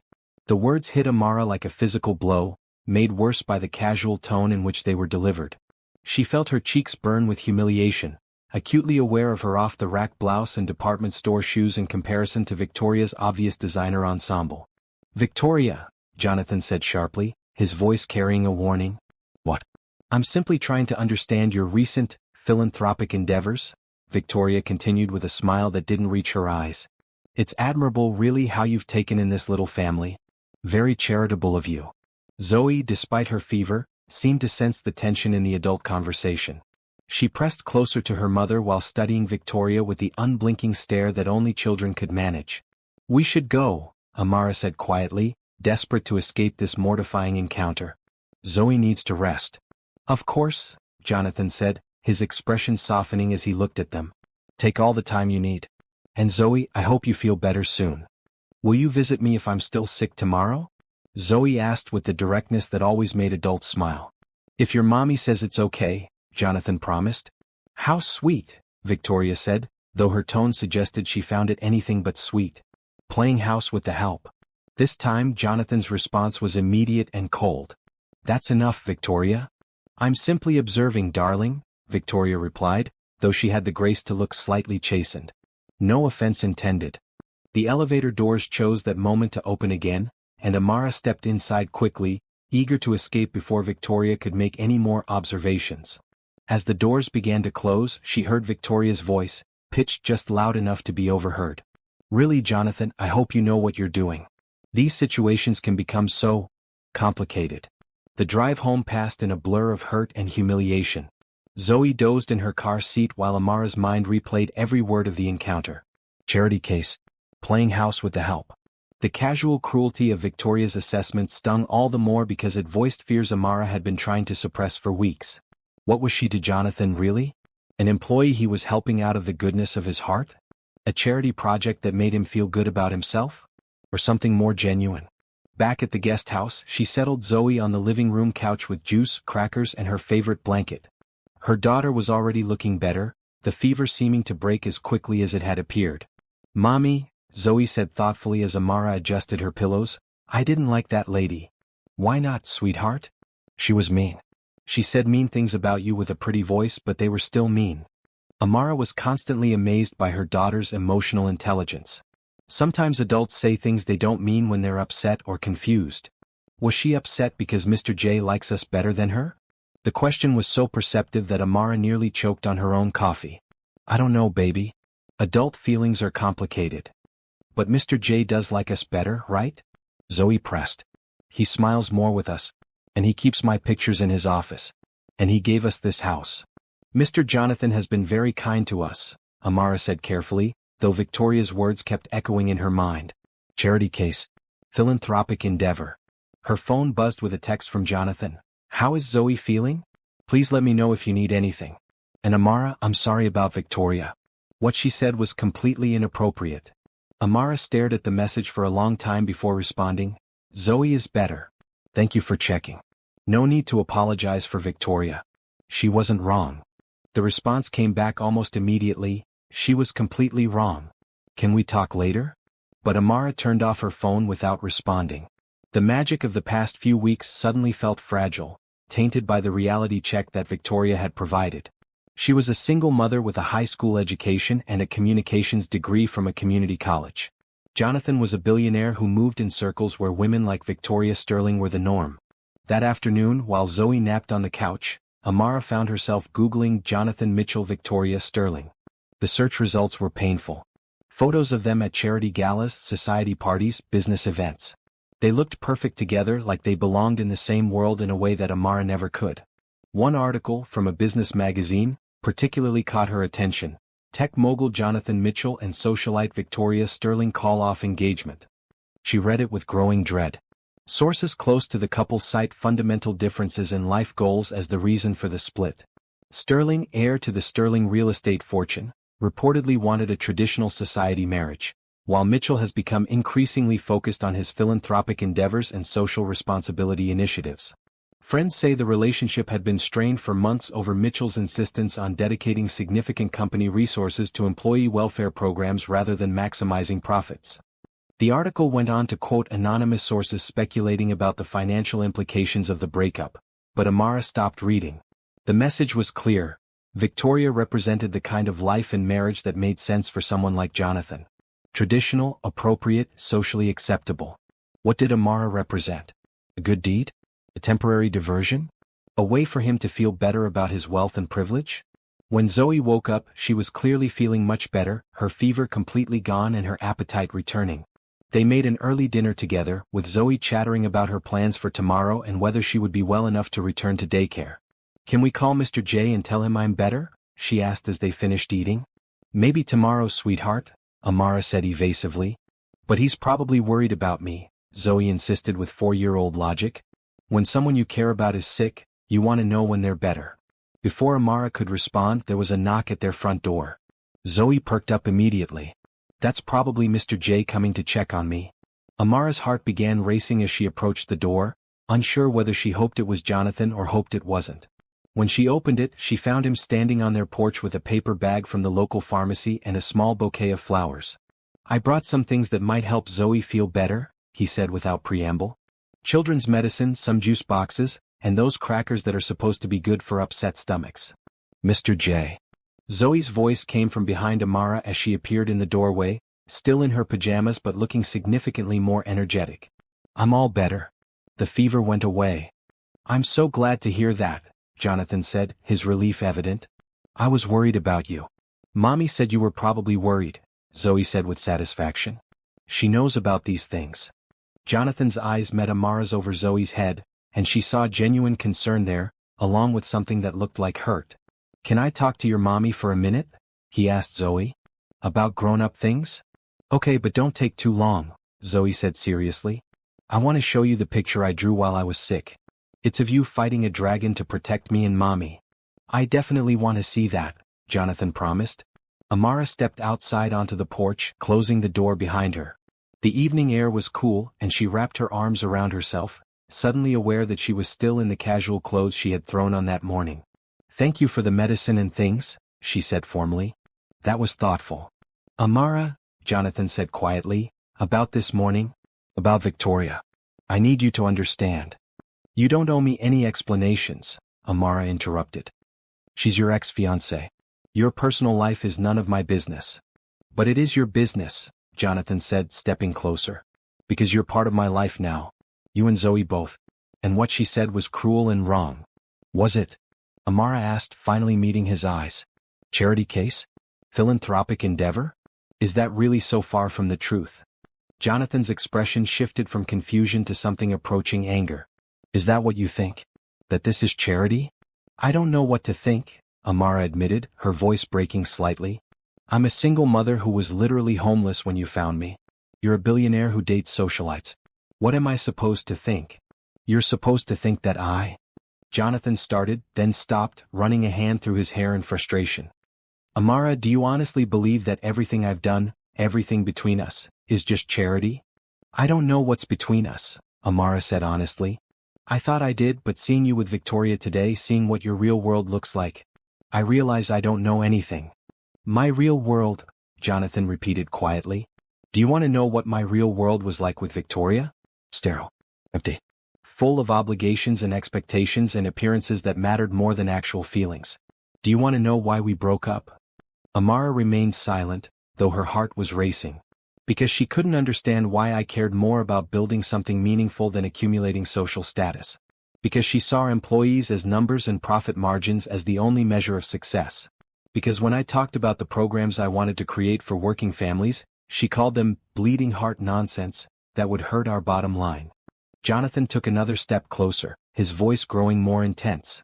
"Do you want to know what she said when I told her about the daycare center? She said successful businesses don't cater to people who can't afford proper childcare. She said if employees couldn't handle their personal responsibilities without company assistance, maybe they weren't the kind of employees we should want." Amara felt tears threatening as she processed his words. "And do you want to know the exact moment I knew our relationship was over?" Jonathan continued. "When I showed her the plans for the family support programs and she said, 'Jonathan, darling, you can't save every sob story that walks through your door. Some people are just meant to struggle.'" The words hit Amara like a physical blow, and she understood with crystal clarity why Victoria's casual cruelty that morning had been so devastating. It wasn't just meanness, it was a fundamental difference in how they saw the world and the people in it. "So when you ask me what's between us," Jonathan said, his voice gentle now, When you wonder if this is charity, I need you to understand something. You're not my charity case, Amara. You're my reminder of why I do this work. You're proof that when you create opportunities for good people, incredible things happen. He paused, struggling with words that seemed too big or too frightening to speak aloud. I'm what? Amara whispered.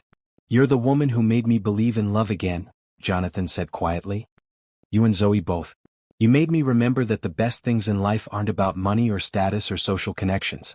They're about finding people who see the world the way you do, who share your values, who make you want to be better than you are. Amara felt tears spilling over now, but they were different tears than the ones she had been fighting all day. These were tears of relief, of recognition, of hope. I was so scared, she admitted. When I saw you with Victoria when she said those things, I realized how different our worlds are. I started thinking maybe I had imagined everything between us. The only thing you imagined, Jonathan said, reaching out to touch her face gently, was that our worlds are different. We're building the same world, Amara. A world where kindness matters, where families are supported, where people get second chances to become who they're meant to be. And what am I meant to be? She asked, leaning into his touch. Happy, Jonathan said simply. Loved. Valued for exactly who you are. And if you'll let me, I'd like to spend a very long time making sure you never doubt that again. Before Amara could respond, the front door opened and Zoe's head appeared. Are you done with the grown-up talk? She asked hopefully. Because I really want to show Mr. J my dragon picture, and also I think you should probably kiss him now because that's what people do in movies when they're done being sad. Jonathan and Amara looked at each other and burst into laughter, the tension of the day finally breaking. Your daughter is very wise, Jonathan said, his hand still cupping Amara's face. She gets that from her father, Amara said automatically, then stopped, her eyes widening. I don't know why I said that. Because it's true, Jonathan said softly. Maybe not biologically, but in every way that matters. And then, with Zoe watching approvingly from the doorway, Jonathan Mitchell kissed Amara Washington for the first time, soft and gentle and full of promises for a future that suddenly seemed not just possible, but inevitable. Finally, Zoe announced with satisfaction. Now can we go inside? I'm hungry and I want to show you my dragon picture, and Mrs. Patterson said you should stay for dinner because that's what families do. Mrs. Patterson said that? Amara asked, though she was smiling too broadly to be properly skeptical. She says a lot of things, Jonathan agreed, taking Amara's hand as they followed Zoe inside. But she's usually right. As they settled into the cozy living room, with Zoe proudly displaying her artwork and chattering about plans for tomorrow, Amara realized that Victoria Sterling had actually done them a favor. Sometimes you needed someone to voice your worst fears in order to discover they weren't true. Sometimes the thing that threatened to break you apart was actually what brought you together. 3 weeks after Victoria's surprise visit, life had settled into a new rhythm that felt almost too perfect to be real. Jonathan had begun joining Amara and Zoe for dinner several evenings a week, always careful to ask permission and bring something to contribute to the meal.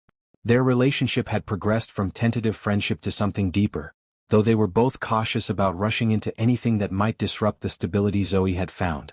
On this particular Wednesday evening, Jonathan was helping Zoe with an art project at the kitchen table while Amara prepared their favorite pasta dish.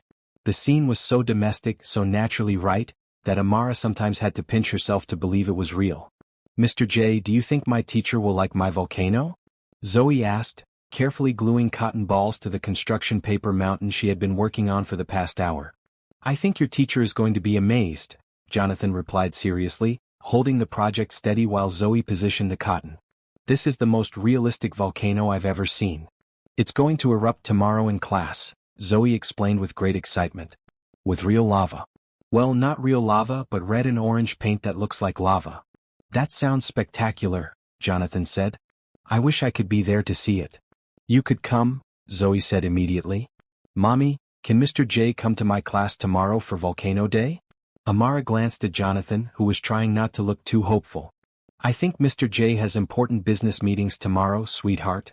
Actually, Jonathan said carefully, I could probably rearrange some things. If it's really okay with your teacher and your mom. Really? Zoe's face lit up like Christmas morning. You would come to my school? I would be honored to attend your volcano presentation, Jonathan confirmed, then looked at Amara. If it's okay with your mom. The careful way he deferred to her parental authority, never overstepping or assuming, was one of the things Amara loved most about how Jonathan interacted with Zoe. I think that would be wonderful, she said.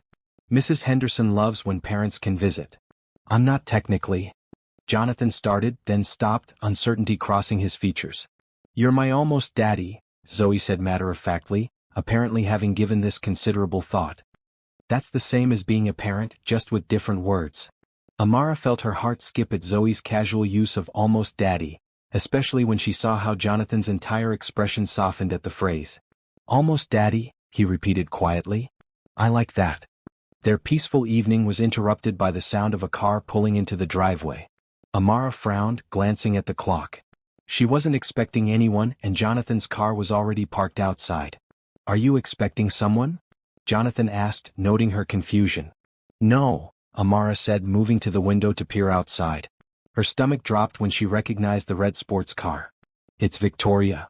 Jonathan's expression immediately shifted to something harder. What is she doing here? Before anyone could speculate further, there was a sharp knock at the door. Jonathan stood up from the table, his posture protective. I'll handle this, he said quietly. No, Amara said, surprising herself with her firmness. This is my home. I'll answer it. She opened the door to find Victoria Sterling standing on their porch, looking as perfectly put together as always despite the late hour. Tonight she wore a burgundy dress that probably cost more than Amara's monthly salary, her blonde hair styled in an elegant updo. Victoria, Amara said coolly. This is unexpected. I hope you don't mind the intrusion, Victoria said, though her tone suggested she didn't particularly care if Amara minded or not. I was hoping to speak with Jonathan. I believe he's here. I'm here, Jonathan said, appearing behind Amara. His voice was carefully controlled, but Amara could feel the tension radiating from him. What do you want, Victoria? To talk, Victoria said simply. About us. About the future. About what you're throwing away. There is no us, Jonathan said firmly. We ended things 2 years ago. Nothing has changed. Everything has changed, Victoria replied, her gaze shifting to take in the cozy interior of the guest house, the domestic scene they had interrupted. You've been playing house, Jonathan, but it's time to return to reality. This is my reality, Jonathan said, moving to stand beside Amara. Victoria laughed, a sound like breaking crystal. Really? This little cottage, this pretend family, this situation? Come now, Jonathan. You're one of the most successful men in the country. You can't seriously intend to limit yourself to this. I'm not limiting myself to anything, Jonathan replied. I'm choosing what makes me happy. What makes you happy? Victoria's voice rose slightly. Or what makes you feel good about yourself? There's a difference, you know. Charity work is admirable, but it doesn't make a life. From the kitchen, Zoe's voice called out innocently, Mommy, who's the loud lady? Victoria's expression tightened at being referred to as the loud lady, while Jonathan's mouth quirked in what might have been a suppressed smile. Perhaps we should take this conversation elsewhere, Victoria suggested pointedly. No, Jonathan said. Whatever you have to say, you can say it here. This is where I belong. Victoria's perfectly composed facade cracked slightly. Jonathan, be serious. I understand you've developed feelings for this woman and her child. Sweet, really. But you must see that it's not sustainable. What exactly do you mean by that? Amara asked, finding her voice. Victoria turned to her with the kind of smile that wealthy women perfected in finishing school, all surface politeness hiding sharp edges. Oh, my dear, I'm not criticizing you personally. But surely you can see the impossibility of this situation. Jonathan moves in circles that require a certain kind of partner. Board meetings, charity galas, international business dinners. It's not your fault that you're not equipped for that world. Equipped. Amara repeated, her temper beginning to flare. The social expectations, the networking requirements, the public scrutiny that comes with being involved with someone of Jonathan's status, Victoria explained with false sympathy. It's overwhelming even for those of us raised in it. For someone from your background, it would be impossible.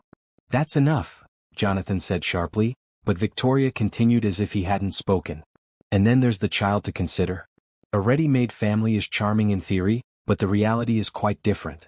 International travel, late business dinners, social obligations that don't accommodate children. How long before the demands of Jonathan's real life begin to strain this little fantasy? Amara felt each word like a physical blow, not because they were mean, but because they voiced fears she had been trying to suppress. The social events she would never fit into, the business world she didn't understand, the ways Zoe's needs might conflict with Jonathan's professional obligations. Furthermore, Victoria continued, apparently warming to her theme, there's the matter of the company to consider. Mitchell Tech is at a crucial growth phase. Jonathan needs a partner who can enhance his professional reputation, not someone who, well, someone who might be seen as a liability. A liability? Jonathan's voice was dangerously quiet.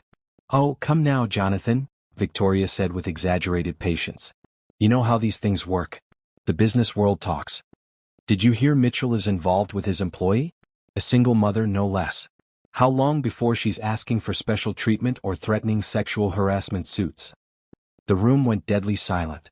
Amara felt like she had been slapped, the casual cruelty of Victoria's words taking her breath away. Get out, Jonathan said, his voice like ice. Jonathan. Get out of this house right now, Jonathan repeated, moving to open the door wider. And don't ever come back. You're being irrational, Victoria protested. I'm trying to help you see reason before you make a mistake that could damage everything you've built. The only mistake I ever made, Jonathan said, his voice carrying a fury that Amara had never heard before, was wasting 2 years of my life with someone so fundamentally lacking in basic human decency.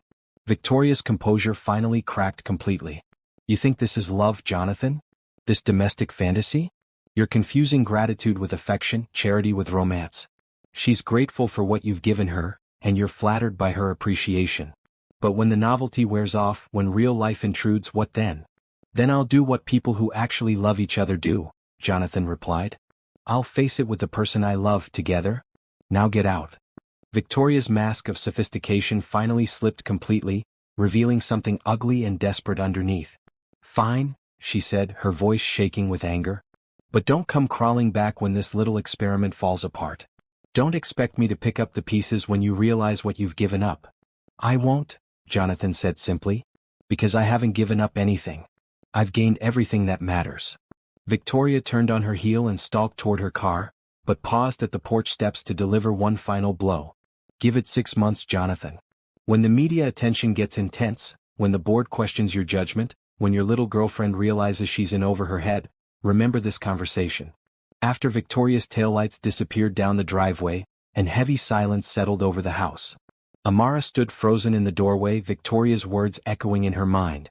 Jonathan closed the door and turned to her, his expression concerned. Amara? Is she right?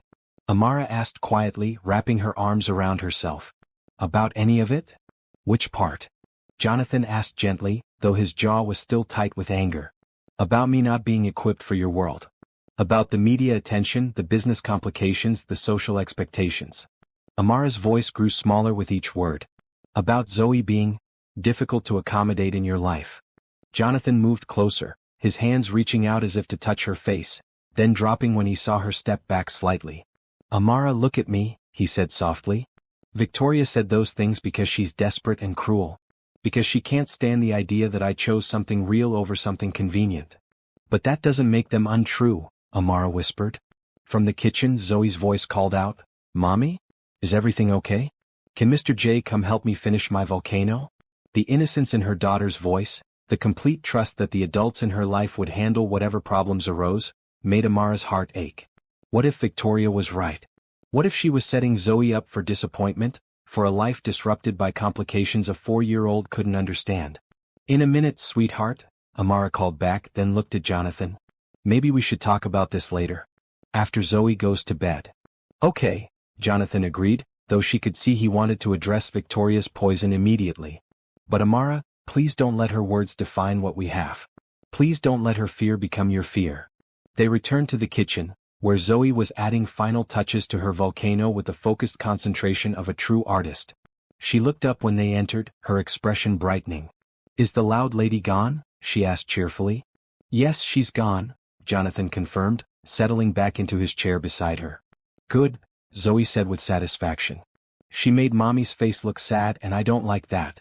Your Mommy's face isn't sad anymore, Jonathan assured her, though he kept glancing at Amara with concern. They finished the volcano project, had dessert, and went through Zoe's bedtime routine with forced normalcy. But Amara could feel the weight of Victoria's words hanging over them like a storm cloud, threatening to destroy the fragile happiness they had built. After Zoe was asleep, they sat on the living room couch, and careful distance between them that hadn't existed before Victoria's visit. Talk to me, Jonathan said quietly. What are you thinking? I'm thinking about what she said, Amara admitted. About me being a liability to your business, about not fitting into your world, about Zoe making things complicated. And what conclusion are you reaching? Jonathan asked, though his tone suggested he was dreading her answer. I'm thinking that maybe love isn't enough, Amara said, the words feeling like glass in her throat. Maybe caring about each other isn't sufficient when the practical realities are so overwhelming. Jonathan was quiet for a long moment, his hands clasped in his lap. Do you want to know what I was thinking while Victoria was talking? Amara nodded, though she wasn't sure she was ready for his answer. I was thinking about last Sunday, Jonathan said. When we took Zoe to the Children's Museum, and she insisted on explaining every exhibit to both of us. How patient you were with her questions, how proud you looked when she read those display signs all by herself. He turned slightly to face her more fully. I was thinking about how natural it felt, the three of us together. How right it seemed when strangers assumed we were a family and neither of us corrected them. Jonathan. I was thinking about Tuesday morning, he continued, when you brought me coffee during that difficult board meeting, and how your presence in that room made everything feel manageable. How the board members responded to your presentation about the employee family program, how impressed they were with your insights. Amara felt tears threatening as she listened to his words. I was thinking about how Zoe has started calling my office, Daddy's work, when she talks to her daycare friends. About how Mrs. Patterson told me yesterday that Zoe drew a family picture that included all three of us, and how when asked who was in the picture she said, my mommy, my daddy, and me. She doesn't understand the complications, Amara said weakly. Maybe that's because there are no complications, Jonathan replied. Maybe there are only solutions we haven't implemented yet, and people like Victoria who benefit from making love seem impossible. He reached for her hand and this time she didn't pull away. Amara, do you know what I told the board when they asked about our relationship 3 weeks ago? You told the board about us? I told them that I had fallen in love with an employee, that we were navigating the situation carefully and professionally, and that if they had concerns about my personal life affecting my business judgment, they were welcome to review my performance metrics over the past year. Amara stared at him. You did that. Mitchell Tech has had its most profitable year in company history, Jonathan continued. Employee satisfaction is at an all-time high, productivity is up 40%, and we've landed 3 major contracts specifically because clients were impressed with our company culture and values. What did they say? They said that whatever I was doing in my personal life I should keep doing it because it was clearly good for business, Jonathan said with a slight smile. They also said they'd like to meet the woman who had made me so much more focused and effective. Amara felt some of the tension in her chest begin to ease. Really? Really? And do you know what I told them about media attention and social expectations? What? I told them that if spending my life with the woman I love and helping raise an incredible little girl makes me a less appealing business partner to people like Victoria Sterling, then those aren't the kind of partners I want anyway. Jonathan shifted closer to her on the couch, his voice growing more intense. Amara, I don't want Victoria's world. I never did. I want this world, the one we're building together. Where success is measured by how many families we can help, how many children have safe places to play while their parents work, how many people get second chances to build the lives they deserve. But the practical concerns she raised are exactly that. Practical concerns with practical solutions, Jonathan interrupted gently. If social events are overwhelming, we'll attend the ones that matter and skip the ones that don't. If business travel is complicated with a child, we'll adjust the travel schedule or bring our family along. If people judge our relationship, we'll prove them wrong by building something beautiful and lasting. He cupped her face in his hands, his thumbs brushing away tears she hadn't realized were falling. The only question that matters is this: do you love me? Because I love you, Amara. Completely, desperately, permanently. I love your strength and your kindness and your brilliant mind. I love how you see the best in people, how you make everyone around you want to be better. And I love Zoe, he continued, his voice breaking slightly. I love her artistic soul and her fearless heart and her absolute certainty that love conquers everything. I love being her almost daddy, and I want to be her real daddy if you'll let me. Amara felt the last of Victoria's poison drain away, replaced by the overwhelming certainty that Jonathan was right.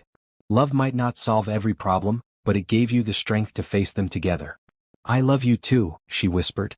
Both of you. I love how you make Zoe feel safe and valued. I love how you've never once made me feel less than worthy of respect. I love how you see possibilities where I see obstacles. Then that's all we need, Jonathan said, pulling her into his arms. Everything else is just details we'll figure out together. As they held each other in the quiet living room of their borrowed house, Amara realized that Victoria had actually given them a gift. By voicing every fear and doubt that had been lurking in the shadows, she had forced them to confront those fears and choose love anyway. Some tests were meant to break you apart. But sometimes, if you were lucky and brave and willing to fight for what mattered, they made you stronger instead. Outside, the rain that had been threatening all evening finally began to fall, but inside, wrapped in Jonathan's arms with their sleeping daughter safe upstairs, Amara had never felt more secure in her life. Tomorrow, Victoria's red sports car would be a distant memory. Tomorrow, Jonathan would attend Zoe's volcano presentation and beam with pride like any other parent. Tomorrow, they would continue building their unconventional, beautiful, perfectly imperfect family. Tonight, love was enough. 6 months later, the annual Mitchell Tech Family Picnic had grown into the kind of celebration that other companies studied as an example of employee engagement excellence. The corporate park had been transformed into a festival ground, with bouncy castles, face-painting stations, a petting zoo, and enough food to feed a small army. Employees and their families spread across the manicured lawns, the atmosphere more like a community celebration than a corporate event. Amara stood near the photography booth, watching Jonathan attempt to coach the company's softball team while simultaneously fielding questions from board members who had brought their own families to the event.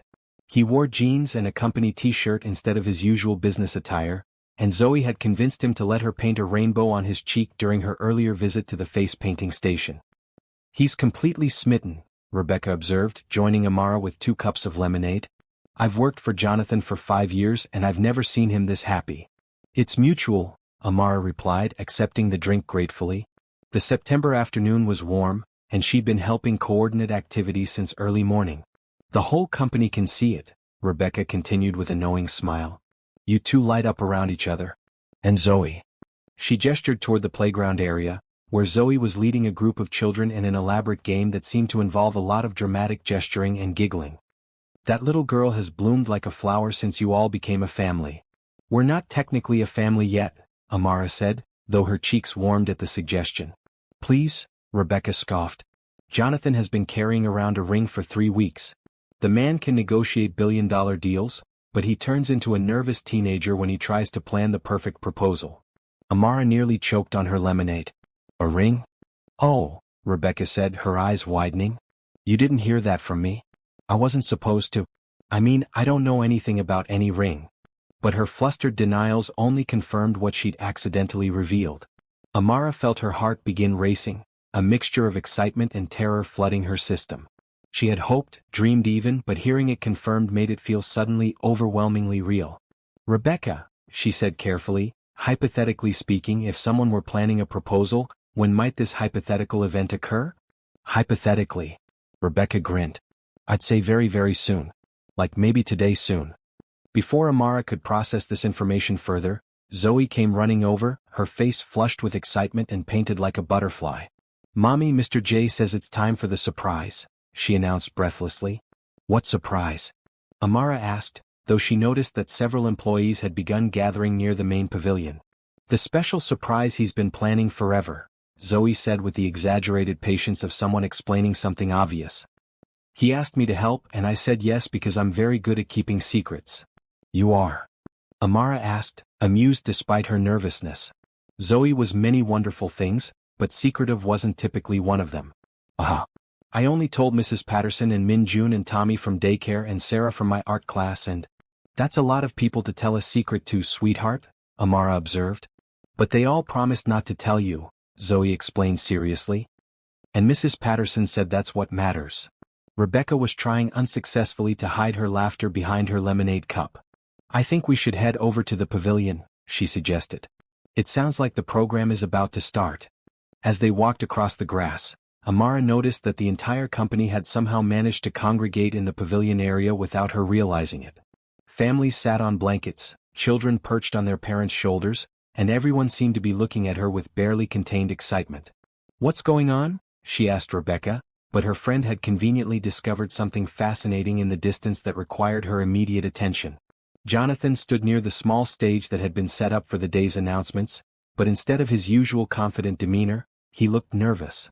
When he spotted Amara and Zoe approaching, His face lit up with a smile that was equal parts love and terror. "Ladies and gentlemen," he said into the microphone, his voice carrying across the gathering.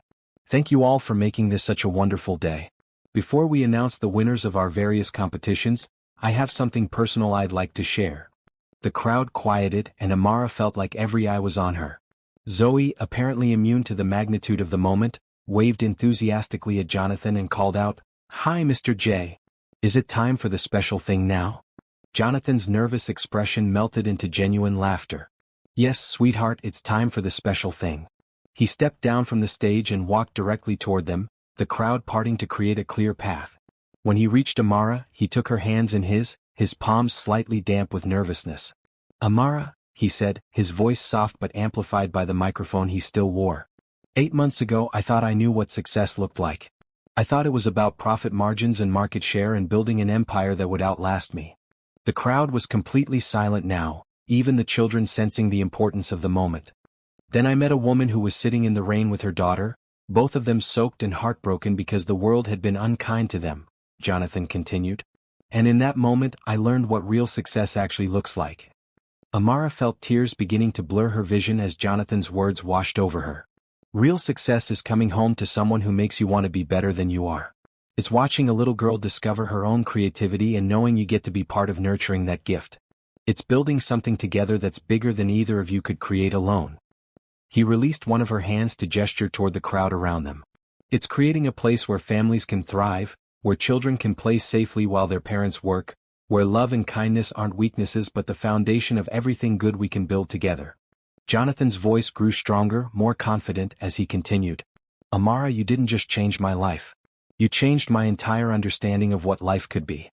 You taught me that the best kind of love isn't about finding someone perfect, but about finding someone who makes your imperfections feel like gifts." "Mr. J," Zoe said loudly, tugging on his shirt. "You forgot the important part." Jonathan laughed, reaching into his pocket. "You're absolutely right, sweetheart. Thank you for keeping me on track." When he dropped to one knee in front of Amara, the entire crowd seemed to hold its breath. He pulled out a ring box, opening it to reveal a stunning but tasteful diamond that caught the afternoon sunlight and scattered it into tiny rainbows.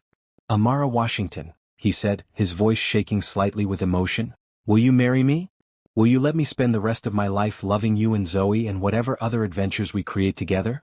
Amara looked down at this incredible man who had rescued her from her darkest moment and helped her build a life more beautiful than anything she had ever imagined. Around them, 300 employees and their families waited for her answer, but all she could see was Jonathan's face, open and vulnerable and full of hope. "But wait," Zoe said suddenly, stepping forward with all the authority of someone who had clearly been given an important job. "Mr. J, you have to ask me too." Jonathan turned to Zoe, his expression growing even more tender. "You're absolutely right. Zoe, would you like me to be your daddy? Really and truly, forever and always?" "Yes, please," Zoe said solemnly. "But I have some rules." "Tell me your rules," Jonathan said seriously. "You have to keep my art pictures in your office forever, even when I get bigger and they're not as good," Zoe announced. "Deal," Jonathan agreed immediately. "And you have to come to my school things like Volcano Day and art shows and when I learn to read chapter books." "I wouldn't miss them for anything," Jonathan promised. "And you have to teach me about computers and business stuff so I can help you when I grow up." "I would be honored to teach you everything I know," Jonathan said. "And you have to love Mommy forever and ever, even when she's grumpy in the mornings before coffee." "Especially when she's grumpy in the mornings before coffee," Jonathan confirmed, making the crowd laugh. "Okay then," Zoe said with satisfaction. "You can marry us." Jonathan looked back up at Amara, his eyes bright with unshed tears. "So what do you say? Will you marry us?" "Yes," Amara whispered, then louder, "Yes, of course, yes." The crowd erupted in cheers as Jonathan slipped the ring onto her finger and stood to kiss her properly. But their romantic moment was immediately interrupted by Zoe throwing herself into their embrace, demanding to be part of the celebration. "We're going to be a real family now," she announced to anyone within hearing distance. "With a mommy and a daddy and me and maybe a baby brother or sister someday, and definitely a dog because Mr. J promised we could get a dog when we got married." "I promised that?" Jonathan asked, though he was laughing. "You did," Zoe said firmly. "Just now. I heard you." "I guess I did," Jonathan agreed, spinning Zoe around while keeping one arm around Amara. "What kind of dog should we get?" As their colleagues and friends swarmed around them with congratulations and well wishes, Amara marveled at how perfectly right this moment felt. Not perfect in the sense of being flawless, but perfect in the sense of being exactly what was meant to happen. Mrs. Patterson appeared with a camera, insisting on taking pictures of the newly engaged family. Dr. Kim pressed flowers into Amara's hands that had been mysteriously prepared ahead of time. Carlos started a chant of speech. Speech. That was quickly taken up by the entire crowd. You have to say something, Rebecca told Amara, practically bouncing with excitement. Company tradition. All major life announcements require speeches. Amara looked around at the sea of faces, these people who had become so much more than colleagues. They were friends, mentors, cheerleaders, and chosen family all rolled into one incredible community. I don't know what to say, she began, her voice carrying across the suddenly quiet gathering. 8 months ago, I was unemployed, facing eviction, and wondering how I was going to provide for my daughter. I thought my story was ending. She looked at Jonathan, then at Zoe, then back at the crowd. Instead, I discovered it was just beginning. Not just because of Jonathan's generosity, though that changed everything. But because all of you welcomed us, included us, made us feel like we belonged here. You do belong here, someone called out from the crowd. Mitchell Tech isn't just a company, Amara continued, her confidence growing. It's proof that when you lead with kindness, when you prioritize people over profits, when you create space for families to flourish, incredible things happen. You've shown me that success isn't about what you achieve for yourself, but about what you make possible for others. The crowd was nodding, murmuring agreement, and Amara felt overwhelmed by the love and support surrounding them. So thank you, she concluded, for giving me a job, for giving Zoe a safe place to grow, for giving us both a community where we can be our authentic selves.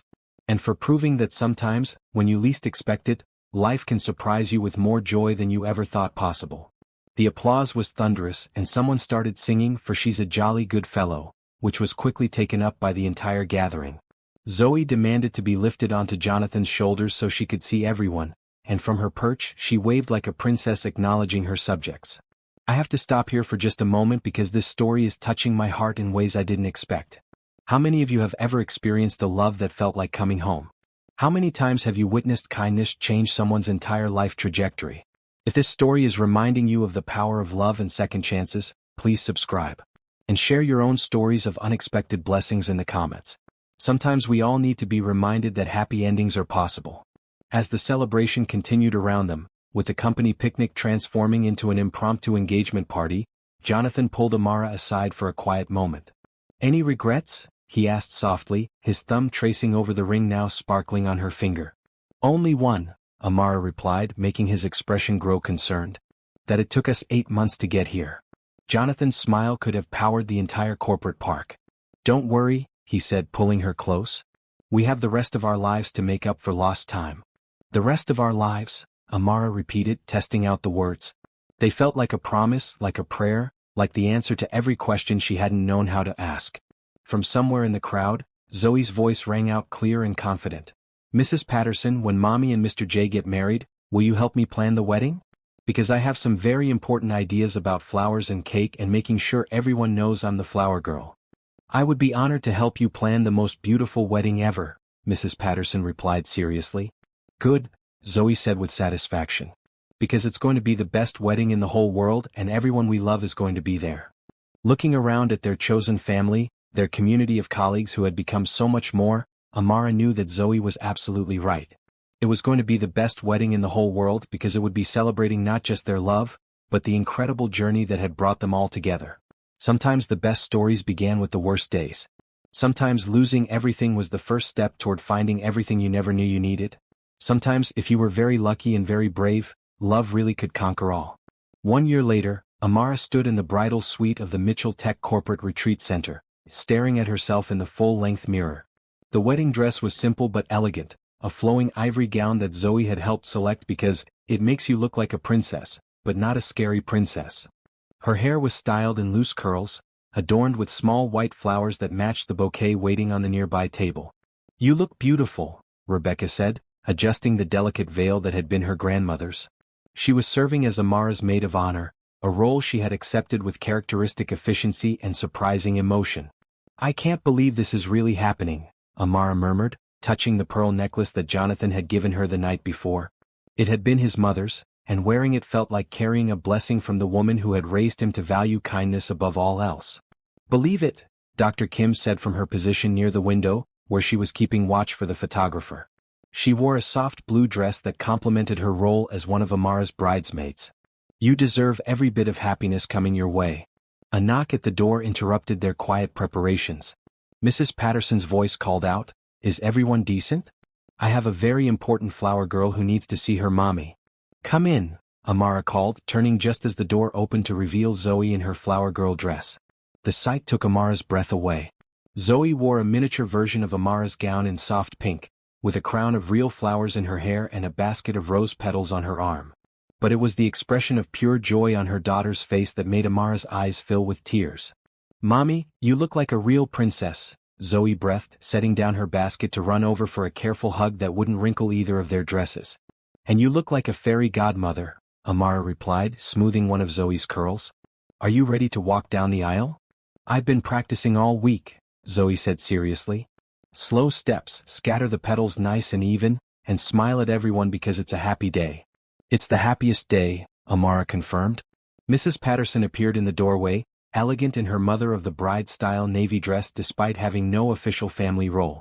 She had simply declared herself honorary grandmother to Zoe and had taken charge of countless wedding details with the efficiency of someone who had, as she frequently reminded everyone, done this 3 times herself.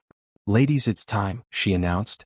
"The groom is pacing at the altar like a caged tiger, the guests are seated, and the photographer is ready." "Oh, and Amara?" She smiled warmly. "Your surprise guests have arrived." "Surprise guests?" Amara asked, her heart skipping. "You'll see," Mrs. Patterson said mysteriously. "But I think you're going to be very pleased." The wedding was being held in the company's outdoor pavilion, transformed for the occasion with white curtains, thousands of fairy lights, and more flowers than Amara had ever seen in one place. They had chosen to marry here, surrounded by the community that had become their family, rather than in some impersonal venue. As they made their way to the staging area behind the pavilion, Amara could hear the string quartet beginning the processional music. Through the flowing curtains, she caught glimpses of the assembled guests, nearly 300 people who had become part of their story. "Ready?" Rebecca asked, adjusting her own bouquet of pink roses. "Ready?" Dr. Kim confirmed, smoothing her dress. "Ready?" Zoe declared, picking up her basket and assuming the serious expression of someone with an important job to do. But as they prepared to begin the processional, Amara heard a familiar voice calling her name. She turned to see her sister Carmen approaching, elegant in a green dress and beaming with excitement. "Carmen?" Amara gasped. "What are you doing here? How did you?" "Jonathan flew us in this morning," Carmen explained, pulling Amara into a careful hug. "He tracked me down 3 weeks ago, said no bride should get married without her family there." "Us?" Amara asked, her voice barely a whisper. Carmen stepped aside to reveal their parents, both dressed in their Sunday best and looking slightly overwhelmed but genuinely happy. Amara's mother wore the kind of nervous smile that suggested she was trying not to cry, while her father looked around the elaborate setup with obvious amazement. "Mija," her mother said softly, stepping forward. "You look so beautiful. And this?" She gestured toward the pavilion, the flowers, the obvious love and care that had gone into every detail. "This is more than we ever dreamed for you. We're proud of you," her father added, his voice gruff with emotion. "For building this life, for raising Zoe so well, for finding someone who sees how special you are." Amara felt tears threatening her carefully applied makeup, but they were tears of pure joy. The last piece of her happiness had just fallen into place. "How did Jonathan find you?" she asked Carmen. "Persistent detective work and probably some very expensive private investigators," Carmen replied with a grin. "He said you mentioned feeling sad that we wouldn't be here, and he decided to fix that." "That sounds like him," Amara said, laughing through her tears. "Mama, are those my grandparents?" Zoe asked, studying the newcomers with fascination. "Yes, sweetheart," Amara confirmed. "These are Mommy's parents and her sister Carmen." "Cool," Zoe said with 5-year-old directness. "Do you want to see me throw flowers? I'm very good at it now." "We would love to see that," Carmen assured her seriously. The music swelled, indicating it was time to begin. Rebecca and Dr. Kim processed down the aisle first, their steps measured and graceful. Then came Zoe, who had apparently forgotten all instructions about slow steps in her excitement. She practically skipped down the aisle, scattering rose petals with enthusiastic abandon and waving at various guests she recognized. Finally it was Amara's turn. Her father stepped up to offer his arm, his expression a mixture of pride and apology for the years of distance between them. "Ready, Mija?" he asked softly. "Ready," Amara confirmed. As they stepped through the curtains and began the walk down the petal-strewn aisle, Amara felt like she was moving through a dream. The pavilion had been transformed into something magical, with sunlight filtering through white fabric and flowers everywhere she looked. But all of that faded into background when she saw Jonathan waiting for her at the altar. He wore a classic black tuxedo, his hair perfectly styled, but it was his expression that took her breath away. Pure love, uncomplicated joy, and something that looked like relief, as if he had been holding his breath until this moment. Beside him stood his best man, Carlos from the IT department, who had become one of Jonathan's closest friends over the past year. The officiant was the company chaplain, a kind woman who had counseled them through their pre-marriage preparation and understood the unique nature of their love story. As Amara reached the altar, her father placed her hand in Jonathan's with a gentle squeeze and a whispered, "Take care of our girls." "Always," Jonathan promised solemnly.